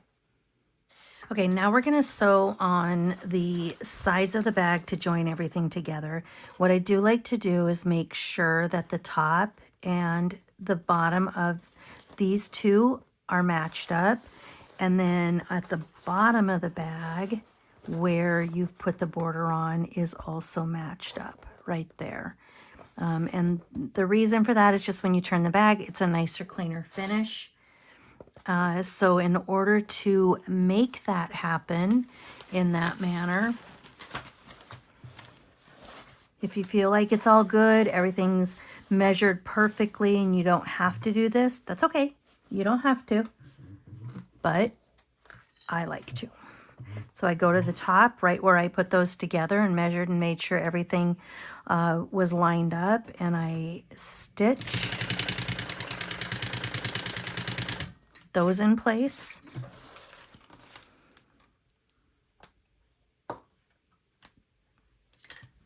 And then I move it down to the bottom where I've done the same thing.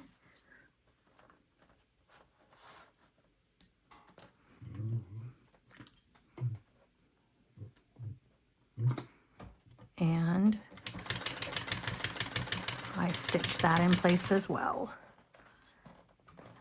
Again, if you feel like you know, everything is perfect and you don't want to do that, you don't have to. It's just a step I take to make sure that I get a nice look to the sides and those panels match up perfectly. So same thing on this side.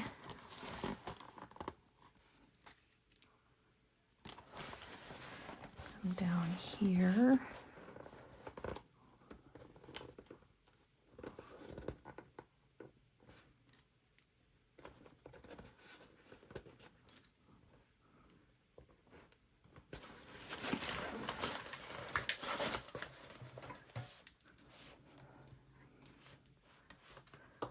Turn it over.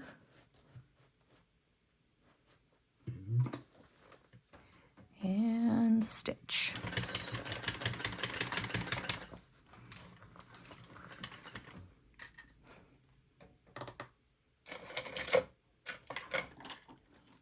Can use your awl to make sure that you're holding it down.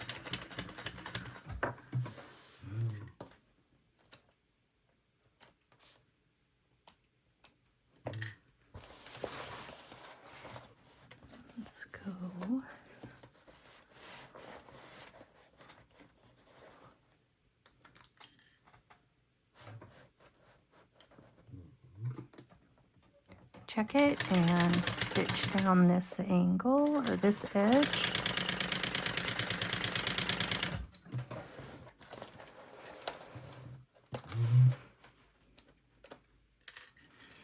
All right, now you can start from the top up here on your lining, and you'll stitch the whole distance down.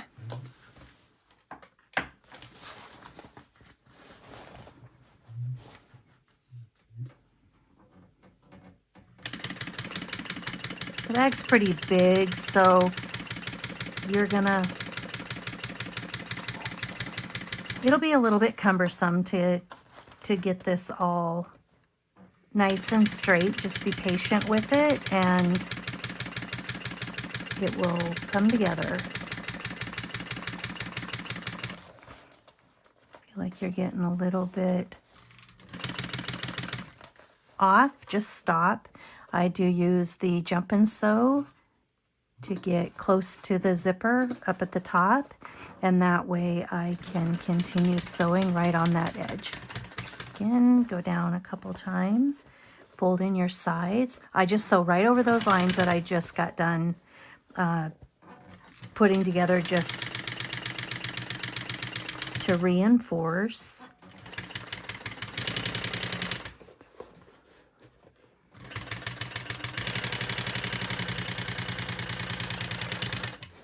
You can stop there or you can just keep going. That one's done.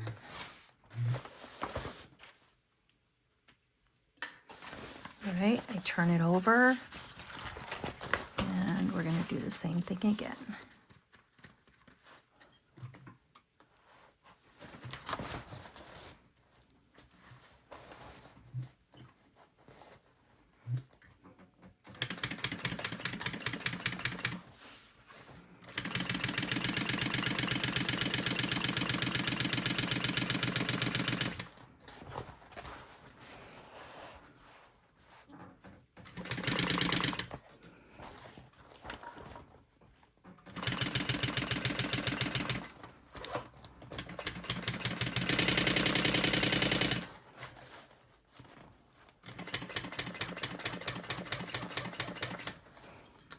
You can sew a little bit more than the seam allowance if you want to. If you want to make sure that your lining seeds down inside the bag a little bit better.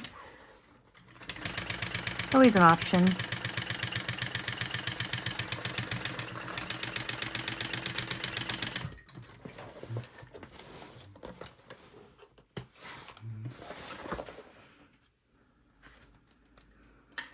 All right, now we're going to take your bag and on the right side, right here, not on the bottom, but on the right side where lined up with where you started and or stopped stitching, you're going to clip the seam allowance right at where the stitching stops, because you're giving yourself the room needed for the turn. So right here you can see that the stitching stopped right there. I snip on the right side of the fabric right there. And you're going to do the same exact thing with this. That one, that one.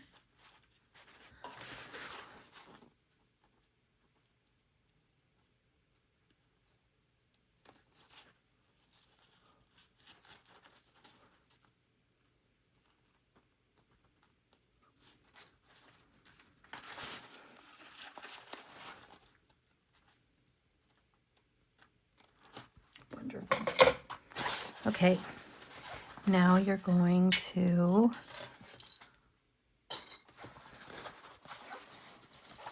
take your lining and tug it out just like this. Bring the bottom side, so this side of your bottom, to the seam that you just did. Open up the seam allowance just like that.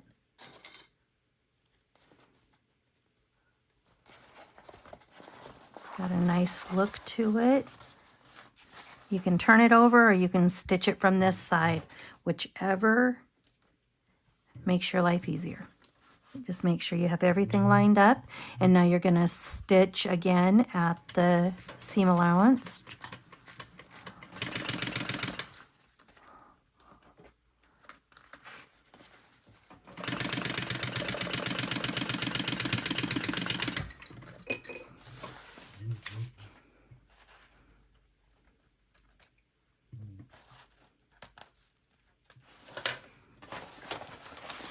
Same thing on this side.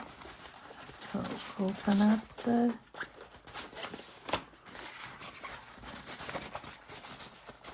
side, pull your side seam and your bottom side of the bottom panel.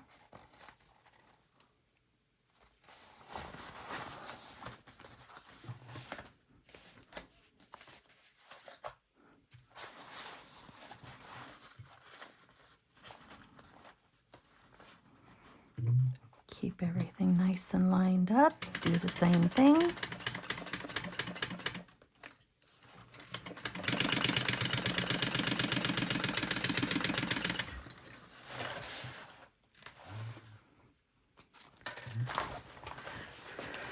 Now this one's a little bit more finicky, just because it's so much stiffer.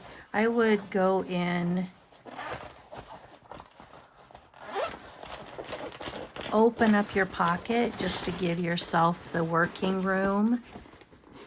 And then you're going to flatten those sides together, much like on the lining. So just like this. Can trim that away a little bit if you'd like.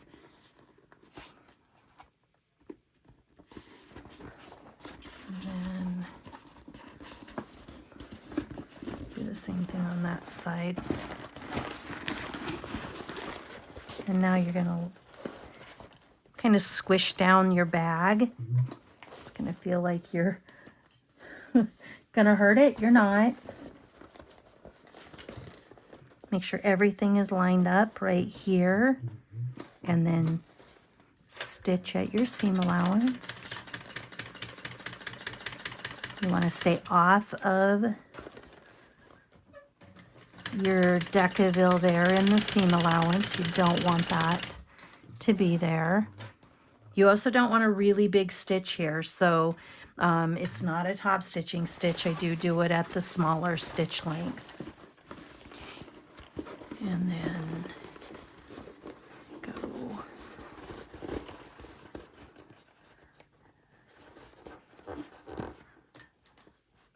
same on this angle.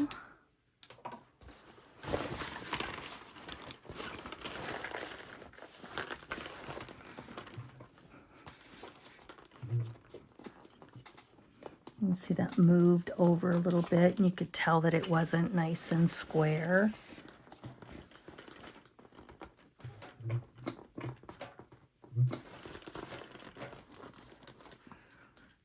That.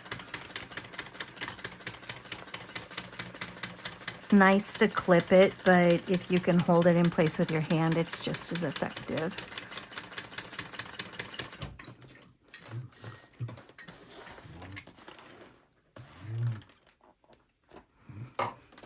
All right, so now we have all of the edges. The whole thing is sewn like that. You've got your opening here, and you also have your opening in your pocket right here. So what we're going to do is we're going to reach through the opening here in the bottom, and then I like to, I'm going to try to pan this out a little bit. I like to push my corners in like that, push it in, push it in. You can start with just one. If you can get it to finagle through, great. If you need to do both edges, do that. And then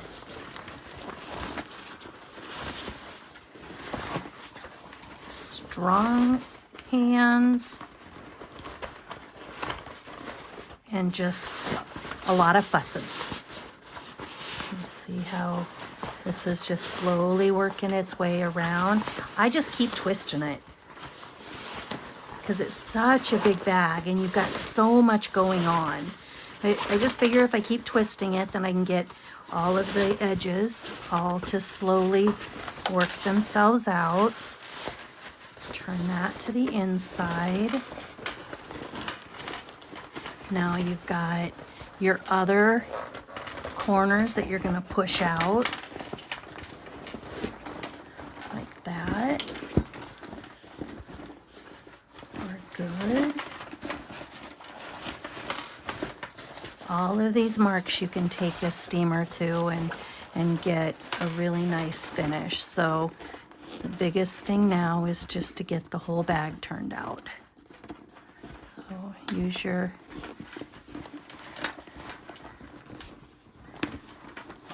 fingers, I also use a chopstick, and I will just start nicely.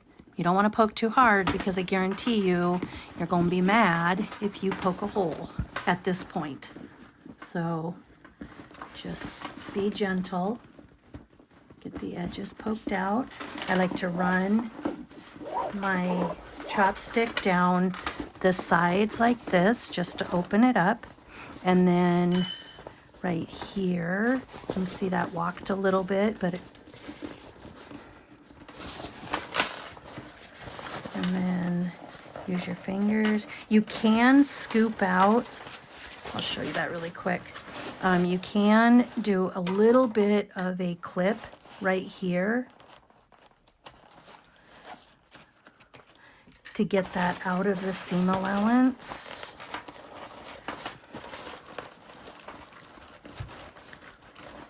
And then use your finger and push it out.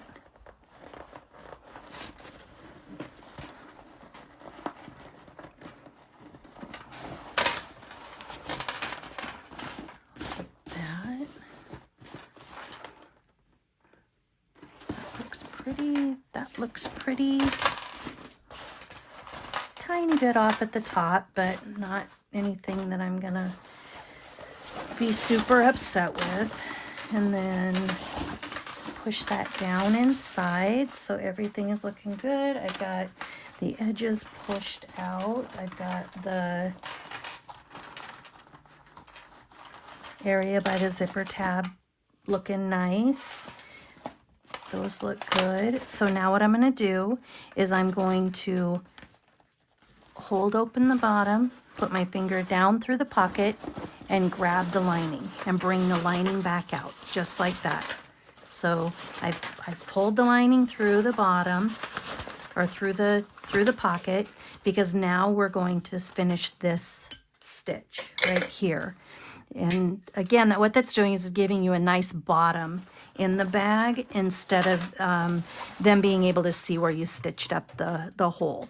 Much nicer to hide that seam in the pocket than it is at the bottom of the bag where somebody's going to look into it all the time.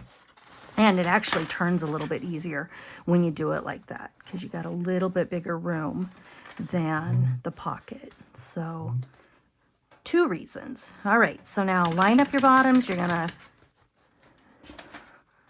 stitch across. Sometimes your hardware likes to get stuck on the edge of the table. Just adjust for it.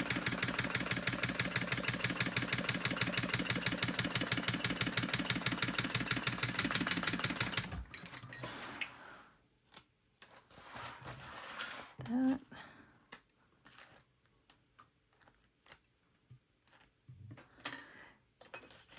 Always take your lighter, singe the edges a little bit.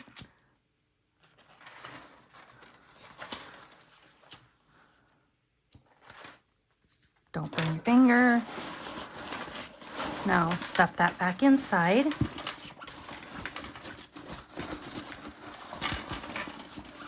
And now pull the pocket back out just like that. And now you can see where you had those lines that I had you do with the finger pressing. And you can do a nice finger press there. This one is not going the right direction, but you can see the line. So now you'll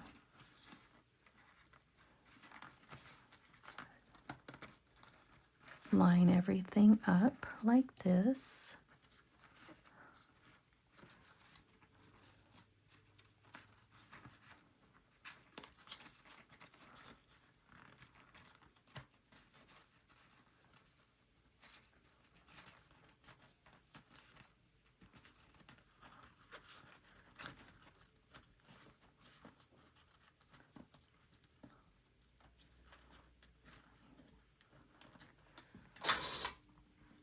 Get your clips.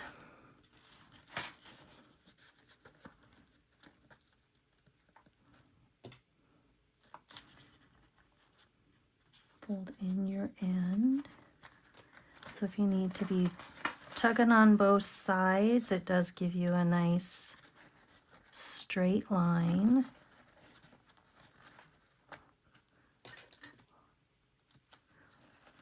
Like that. I'd have to turn it over.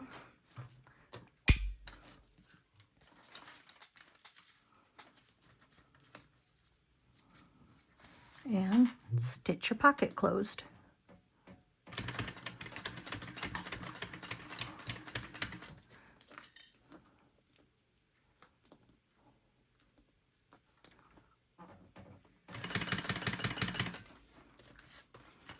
Whereas if you grab these threads back there, it helps pull this pocket through because you're dealing with such a tight space that it likes to sometimes get bound up in the needle.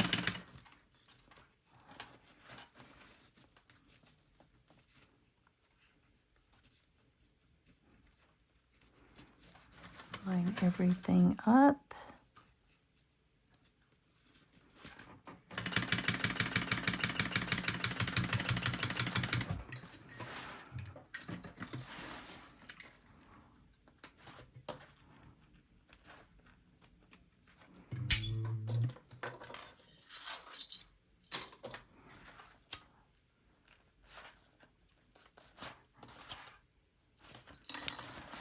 Step that back down in.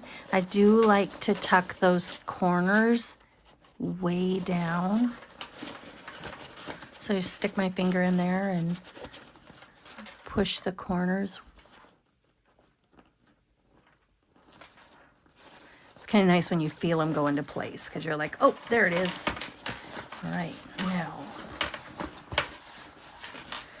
we're getting so close. All right.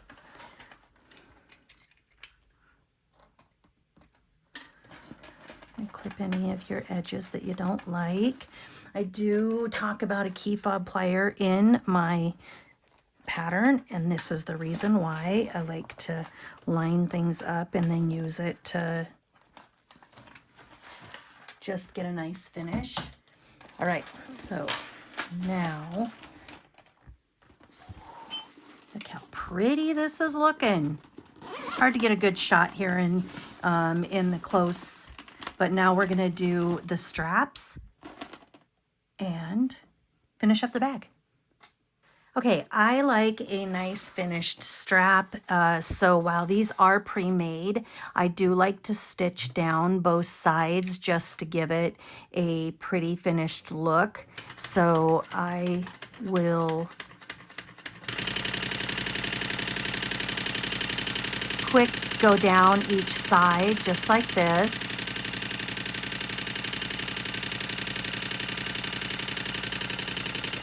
You know, sometimes the sound of a sewing machine is just soothing. So while I think about cutting some of these steps out or editing them, I realize that I don't mind the sound.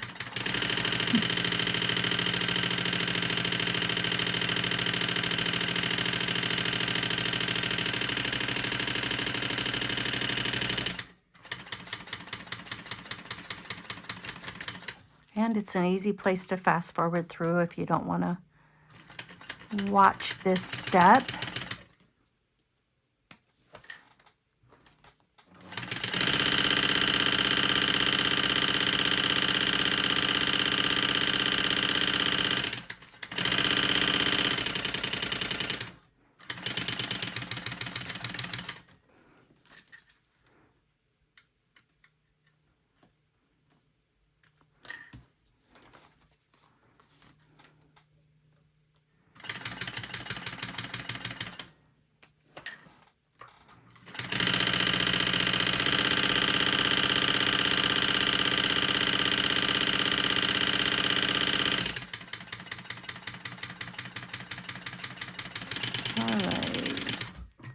Both straps now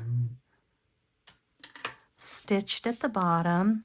Now, I don't have you put the straps on prior to the installation or after we install because I really just don't like them in the way. Could you do it? Absolutely. Again, this is one of those areas that is your choice. So because I'm a little bit meticulous and I do like to make sure that things are lined up, although just like on this side of this bag, it's sometimes best laid plans, but I do go in and I mark. So I'll fold over about a ½ inch is really, seems like a lot, but honestly, it's not horrible. Fold over just like this, and then so I just to kind of do a little bit of a of a look. So put that in there, fold over your 1/2 inch. That can set right on the top, and then we're going to fold it over like that. So it's about a 1/2 inch there, and then this second line is going to be right at 1 inch. And so we'll do that on both sides.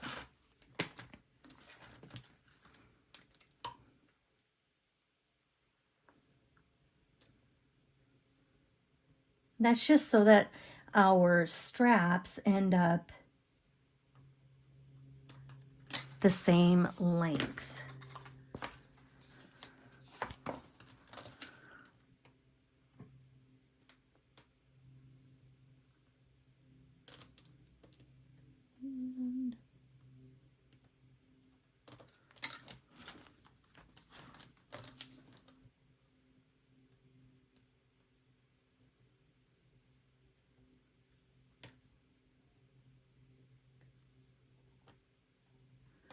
All right, right there.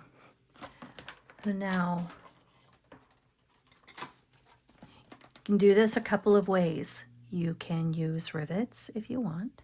Now fold this up. You're going to match this line to that line right there. So make sure you don't have a bunch of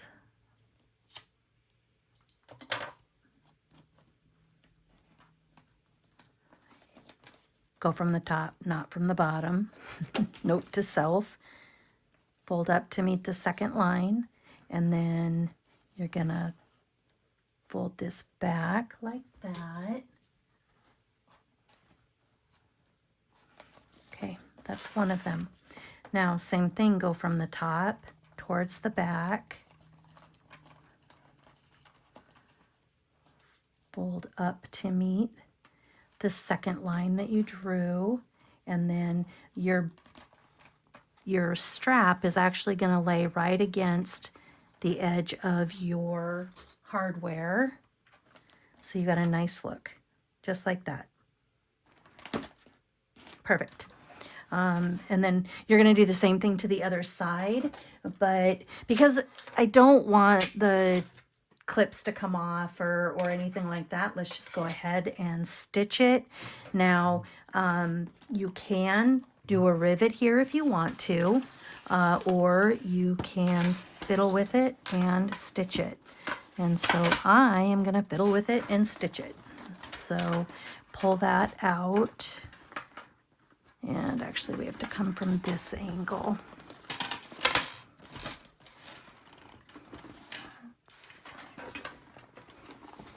I have to fold this away like this. Again, you can do this prior to finishing the bag or when you put this hardware on, whatever works best for you.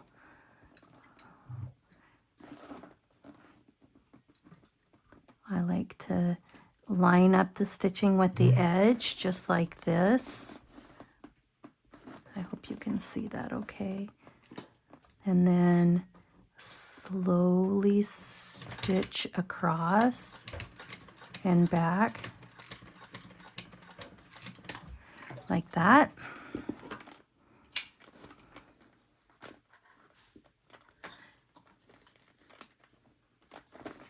That's the first one.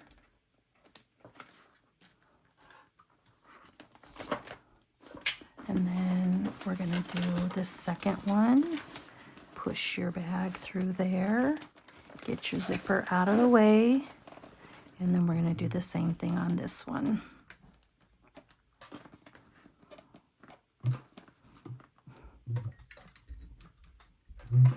Okay, stitch across. Just watch your stitches, because if you go over that line, it just depends on how well and what you like. So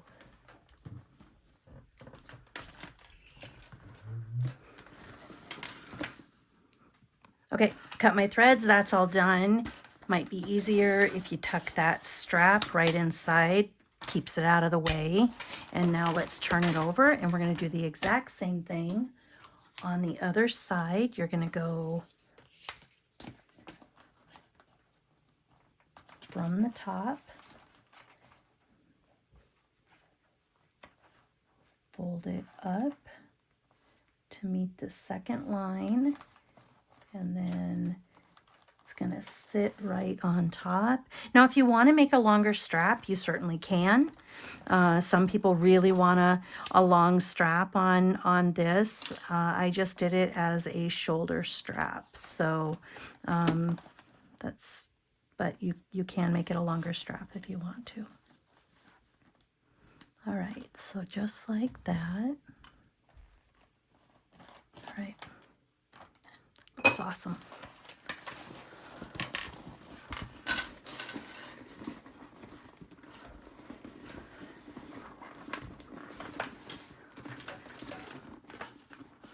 Let's see.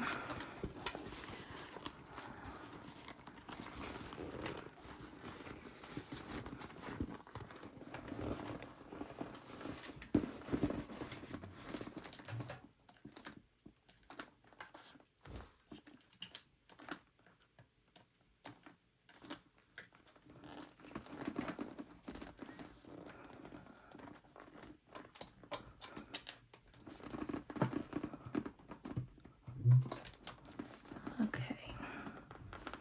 Get close to your hardware.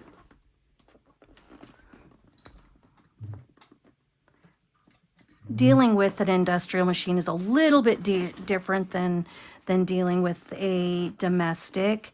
Again, you certainly could do this before you put your hardware on. And sometimes, honestly, it's probably easier.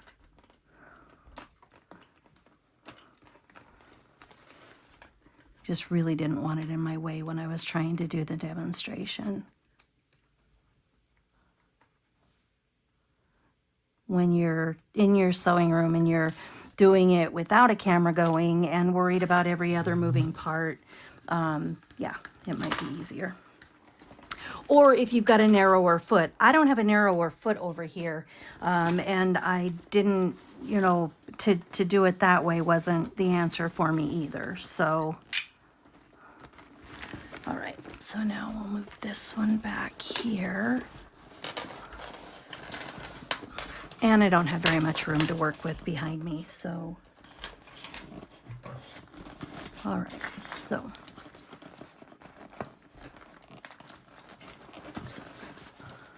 Just like this.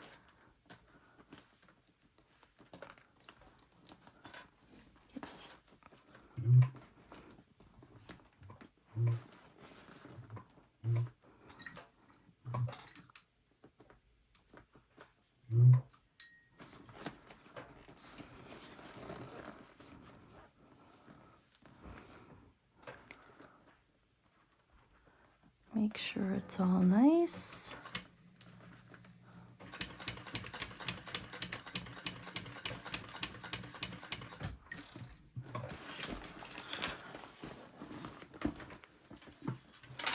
Probably the worst part of trying to finagle around this is just that tight area right there.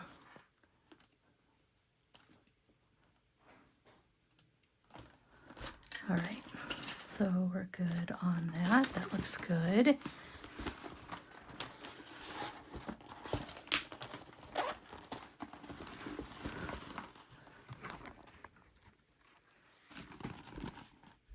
And now you're looking at the back that's all complete. I'll take pictures, include it in, of course, the end of this video. But right there is the completed bag. So you've got the Lady Denali. Let's tap on that. You can steam it to get some of these creases out as you need to.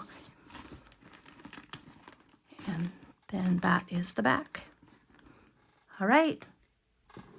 I hope that helped anybody looking to make this bag. It is a lovely bag, one that is pretty popular. It's got a great size to it, and just a pretty look. So, and I used the rose gold on this one. That was really pretty as well. So I hope you've enjoyed the video. Thanks for watching. Check out our channel for more videos on our patterns. Fireweedstitches.com is the email or the web address for all of the hardware that you've seen me install and more. Have a great day.